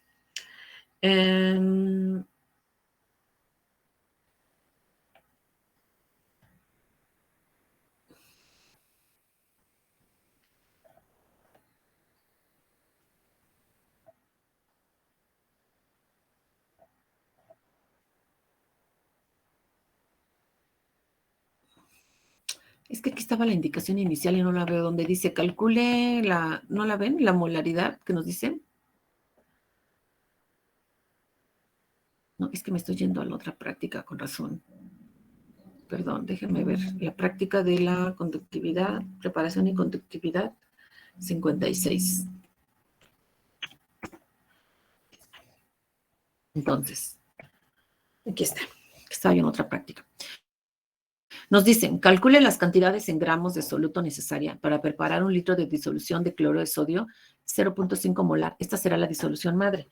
Entonces, vamos rápidamente, saquemos la calculadora y me van pasando algunos datos. Entonces, voy a compartir pantalla. Pero ahora con el Jamboard. Entonces, aquí está.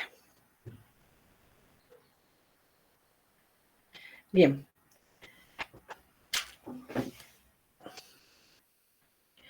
Vamos a hacerlo con el cloro de sodio y lo mismo hacen con todos los demás, ¿sale? Entonces, lo primero que tengo que hacer es escribir mi fórmula. La molaridad es igual a los mol sobre litro. Que tal vez tenga problemas en cargar esto. Entonces, vayan escribiendo, compañeros. Entonces, me están dando el dato de molaridad y me están dando el dato de volumen. Entonces, solamente me quedan los mol. Entonces, yo despejo los mol. Los mol, ¿a qué es igual? A la molaridad por los litros. Ah, miren, ya pude. Entonces,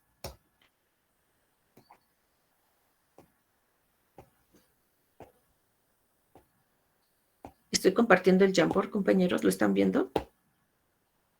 Sí, maestra. Ok, gracias. Entonces,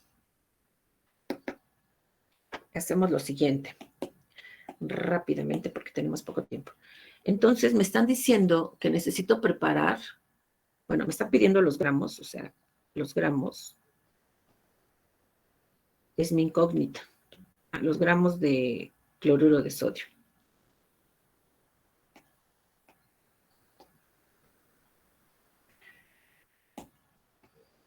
NaCl en gramos. Esto es la incógnita, ¿sí? Y los vamos a sacar a través de los mol, ¿sí? De N. Y entonces, ¿qué dato me están proporcionando? Me están diciendo que el volumen de la disolución, que el volumen en litros es igual a 1 litro. Y que la molaridad es igual a 0.5 molar. Ahí está. Entonces, tenemos una fórmula que nos dice que la molaridad es igual a los mol sobre los litros. Los mol del soluto entre los litros de la disolución. Y me están pidiendo los gramos. Entonces, ¿dónde van a salir los gramos? Pues justamente de los mol. Entonces, yo despejo los mol, que es mol, es igual a la molaridad por los litros de disolución. Entonces, tengo que hacer un análisis de unidades. La molaridad es mol sobre litro por litro. Entonces, me van los litros y me quedan los mol. Entonces, es correcto, ¿sale? Y ahora, vamos a hacer lo siguiente. Necesitamos conocer los mol. Del cloruro de sodio, tenemos sodio y tenemos, y tenemos cloro.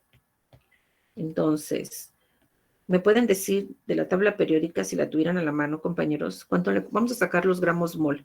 ¿Cuántos le corresponde al sodio y cuánto al cloro? El cloro es 35 punto y algo, ¿no? 35.4. 35.4 por 1 es 35.4. ¿Y del sodio? ¿Tendrán el dato? 23, ya redondeado, más o menos. Bueno, ya lo redondeó el compañero. Por 1 nos da 23. Entonces, nos dan, ¿qué? 58.4 gramos mol. Con esto voy a obtener los gramos. Entonces, resulta que son los mol es igual a 0.5 por 1 litro. Esto es igual a 0.5 mol. ¿Están de acuerdo? ¿Sí? Ahora, necesito pasar los mol a gramos. Y con eso me voy a utilizar esta relación. Entonces, lo que yo hago es lo siguiente. Tengo 0.5 gramos, mol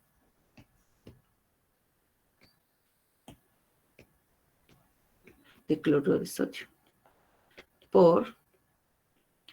me están diciendo que un mol son 58.4 gramos.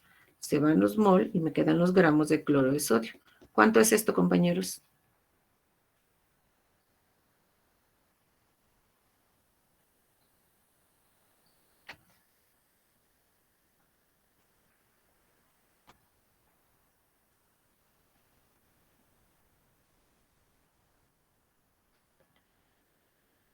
¿Es que es igual?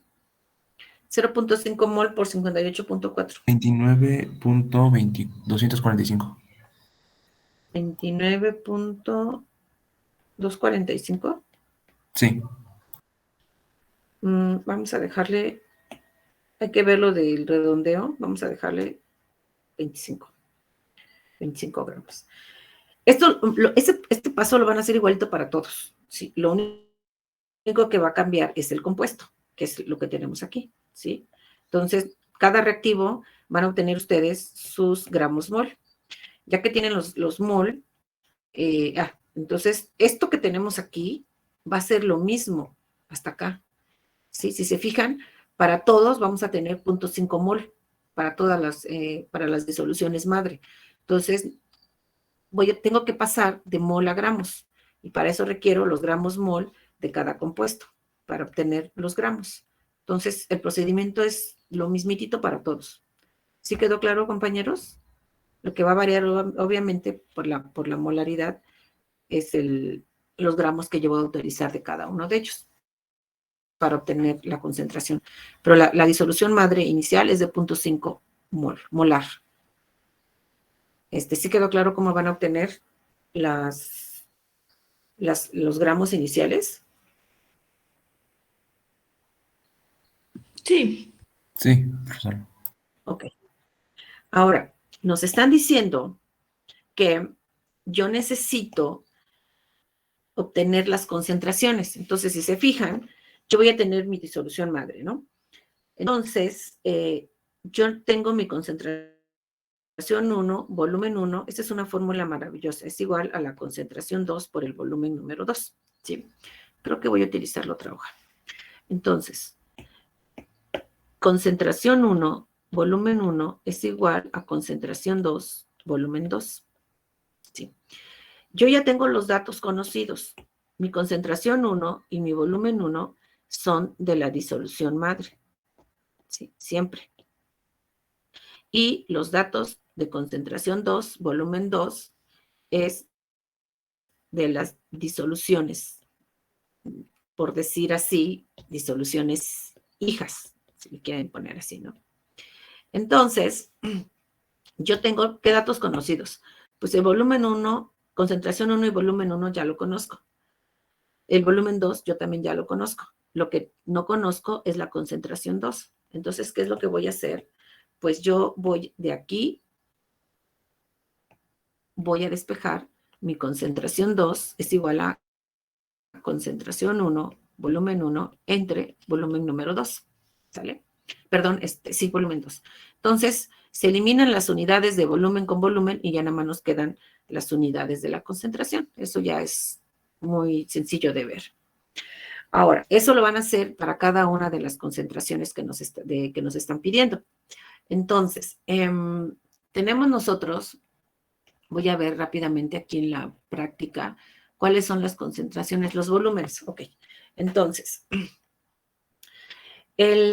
los volúmenes que me están manejando aquí en la práctica es la siguiente. Sí.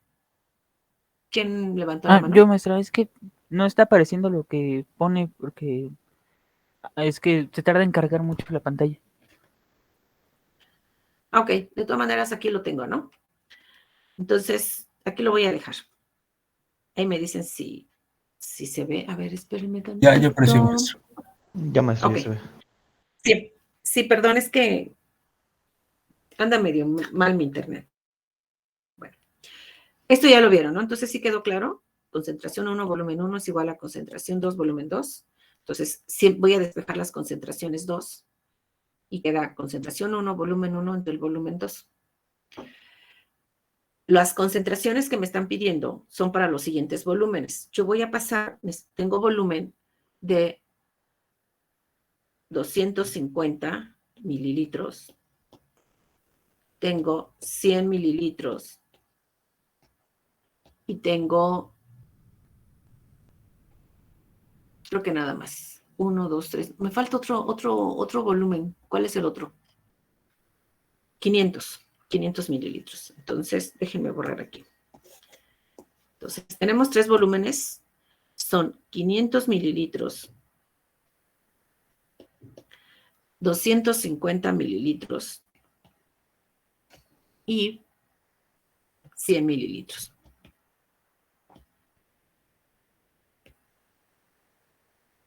¿Sale? Esto es como volumen. Ahora, me están pidiendo la concentración para este y para este. Entonces, utilizo esta fórmula que tenemos aquí. Bien, ahora, ¿cuál es la concentración 1? Entonces, la concentración 1, ¿cuánto va a ser? Es de 0.5 molar, ¿no? ¿Cuál va a ser el volumen 1? ¿Cuál va a ser el volumen 1, compañeros? 500 mililitros. ¿El litro de la disolución? ¿Cuánto? ¿Cuánto? No, ¿qué dijiste, compañero? 500 mililitros. ¿Qué estabas bien? ¿Tú qué dijiste? ¿10 mililitros? No, 500. No, el volumen 1, acuérdense que esto viene de la disolución madre. Todos los datos de concentración 1, volumen 1. Los datos de concentración 2, volumen 2, cada uno de estos. Entonces, de la disolución madre, ¿qué volumen voy a colocar aquí para el cálculo? ¿El litro o los 10 mililitros?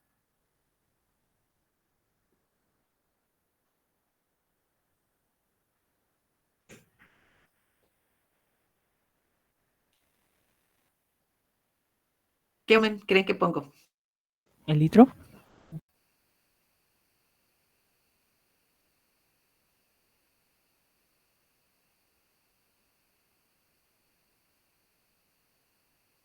¿El litro o los 10 mililitros? ¿Cuánto?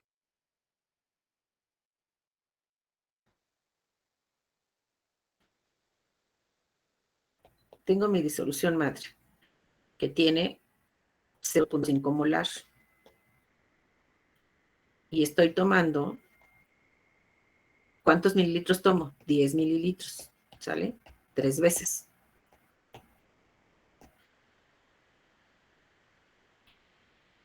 Y lo voy a llevar a 500, lo voy a llevar a 250 y a llevar a 100 mililitros. Entonces, este volumen 1 que me está haciendo aquí, ¿a qué se refiere?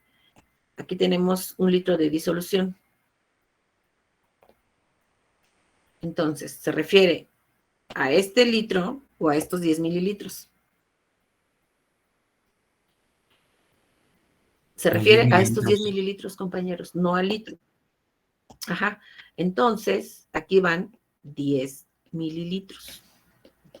Los pueden pasar a litros o a mililitros, ahí puede quedar igual. Entonces, la concentración número 2, pues es bien fácil, porque lo único que tengo que hacer es mi concentración 2 para la de, en este caso, de los 500 mililitros, mi concentración 2 es igual a ¿quién? A 0.5 molar por 10 mililitros entre los 500. Entonces, se van los mililitros de aquí y me queda lo molar. Uy, chispas, no puedo. Y este es molar, ¿no? Ahí está.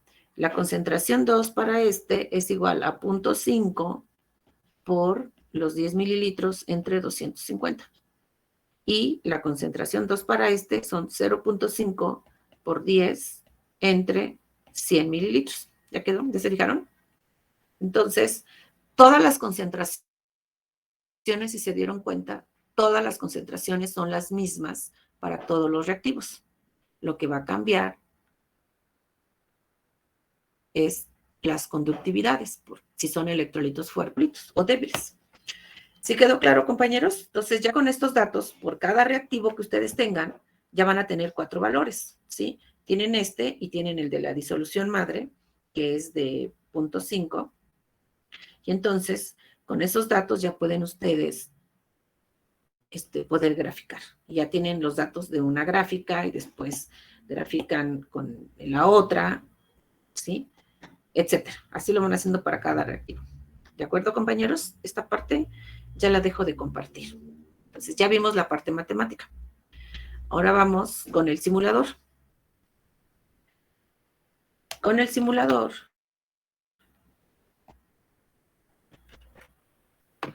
voy a regresar. Uy, no me está permitiendo. Bueno, entonces,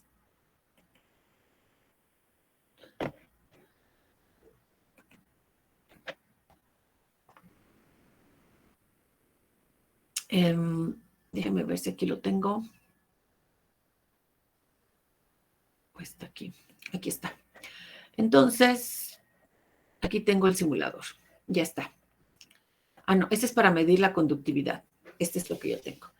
Entonces ya tengo mi mesa de trabajo. Tiene que estar en español, compañeros, porque ayer que no me percaté, lo tenía yo en otro idioma y no podía yo obtener los sólidos que tenemos aquí. Entonces, hay que tenerlo en español. ¿Y qué es lo que nos está diciendo? Bueno, lo que tengo que hacer es, ya tengo mi dato de masa, ¿no? Entonces,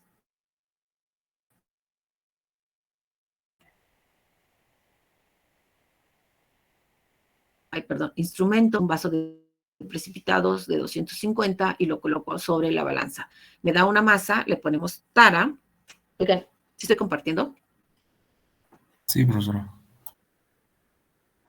Ok, gracias. Entonces le pongo tara para que quede en 0.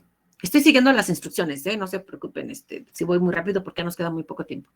Y entonces ya queda en 0 y me voy al almacén y que le doy el sólido. Entonces va a aparecer el cloro de sodio. Entonces ya calculamos el cloro de sodio, lo voy a depositar aquí y dijimos que era 29 punto no sé qué, ¿no? ¿Cuántos gramos? 29.5, no sé. 25. Creo que es 5, ¿no? Y le digo añadir. Ajá. Entonces ya tengo. Y este reactivo ya lo puedo eliminar, ya no lo voy a necesitar, entonces lo podamos eliminar.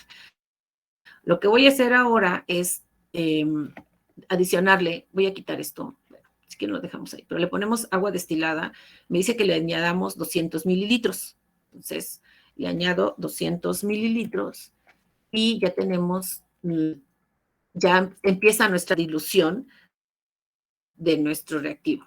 Voy a quitar tantito aquí. Ahora, ya voy a quitar la balanza, ya no la necesito en solución madre. Para eso, tomo un recipiente, me voy al almacén y material de vidrio y un matraz aforado de 1 litro. Entonces, aquí está, el de 1 litro. Y voy a vaciar toda mi disolución que tengo aquí en el vaso, acá. Entonces, dice que tiene 245, entonces 245.3. Le digo añadir. Ya está. Entonces, ya puedo quitar mi vaso de precipitados, lo eliminamos. Y ahora lo que tenemos que hacer es llevar al aforo esta disolución. Entonces, le pongo agua destilada. Tengo 2 formas de hacerlo, como ustedes gusten, ¿sí? La precisa o la modo realista, una cosa así. Entonces, lo que yo puedo hacer es, si yo tengo que llevarlo a 100 mililitros, a 1000 mililitros, aquí, ¡ay, chispas! Ah, no. Entonces, aquí el matraz aforado me dice que yo tengo 245.3. Réstenle 1000, a 1000 réstenle 245.3. ¿Cuánto es, compañeros? 754.7. ¿Y qué? 54.7. Entonces le digo añadir. Ah, miren, nos quedó exactito, ¿no? Pues obviamente. Entonces, el menisco debe de estar exactamente arriba de la línea del aforo. Entonces, ya quedó bien. Entonces, ya lo que voy a hacer ahorita es quitar, ya no tengo. Y ahora voy a tomar de este matraz, de esta sustancia madre, voy a tomar 10 mililitros. Entonces, como ustedes gusten, van al almacén y toman 10 mililitros. Lo pueden hacer con la pipeta, si gustan, si no, pues lo toman directamente, lo vacían al otro matraz. Entonces, tenemos en el almacén, buscamos un matraz aforado de, creo que de 500 nos decía, y luego uno de 250 y uno de 100. Entonces, dice que está muy lleno esto. Bueno, nada más me permitió 2. Entonces, de aquí yo voy a pasarle al de 500, le voy a pasar 10 mililitros. Lo voy a hacer rápido. Y le voy a añadir. Ajá. Y después hago lo mismo con el otro y lo tengo que llevar al aforo. Así lo hago para cada uno de ellos. Bueno, ya que tengo preparadas mis disoluciones, voy a tener que medir las conductividades. ¿Cómo hago para medir las conductividades? Me voy al otro simulador. En el otro simulador, aquí tenemos nuestros iones. Entonces, el calcio, el sodio es positivo y el cloro negativo. Aquí me está ya indicando la temperatura, ¿no? Que tiene 20 grados Celsius. Entonces, aquí yo lo que voy a hacer, que voy a indicar la concentración. La concentración de la disolución madre es de 0.5. Y le digo que es aceptar.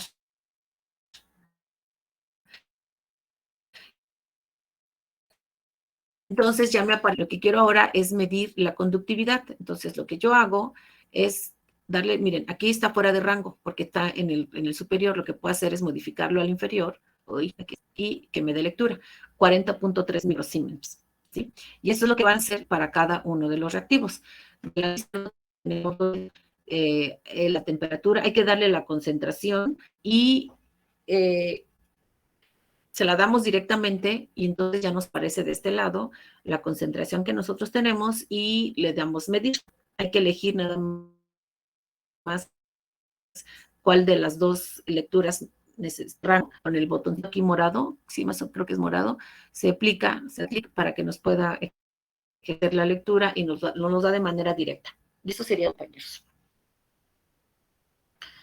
Está muy talachuda, pero está sencilla. Sí, en sí es muy sencilla, nada más que sí está muy talachuda. ¿Tienen alguna duda, compañeros? No. Revisen la parte donde tenemos las prácticas. Eso les va a ayudar muchísimo en las presentaciones en PowerPoint. Bueno, necesito que necesito que vayan escribiendo presente en el chat y los alumnos de la brigada, ahorita les digo qué brigada les toca llenar el FODO. Los alumnos de la brigada número 5 les toca llenar el FODO de esta práctica, ¿sale? Ahorita les pongo en FODO 21. Ahorita les escribo cuál es la liga y ya nos veríamos la siguiente semana. Cuídense mucho. Hasta luego, profesor. Hasta luego, gracias. Buen día. Que les vaya muy bien. Brigada 5.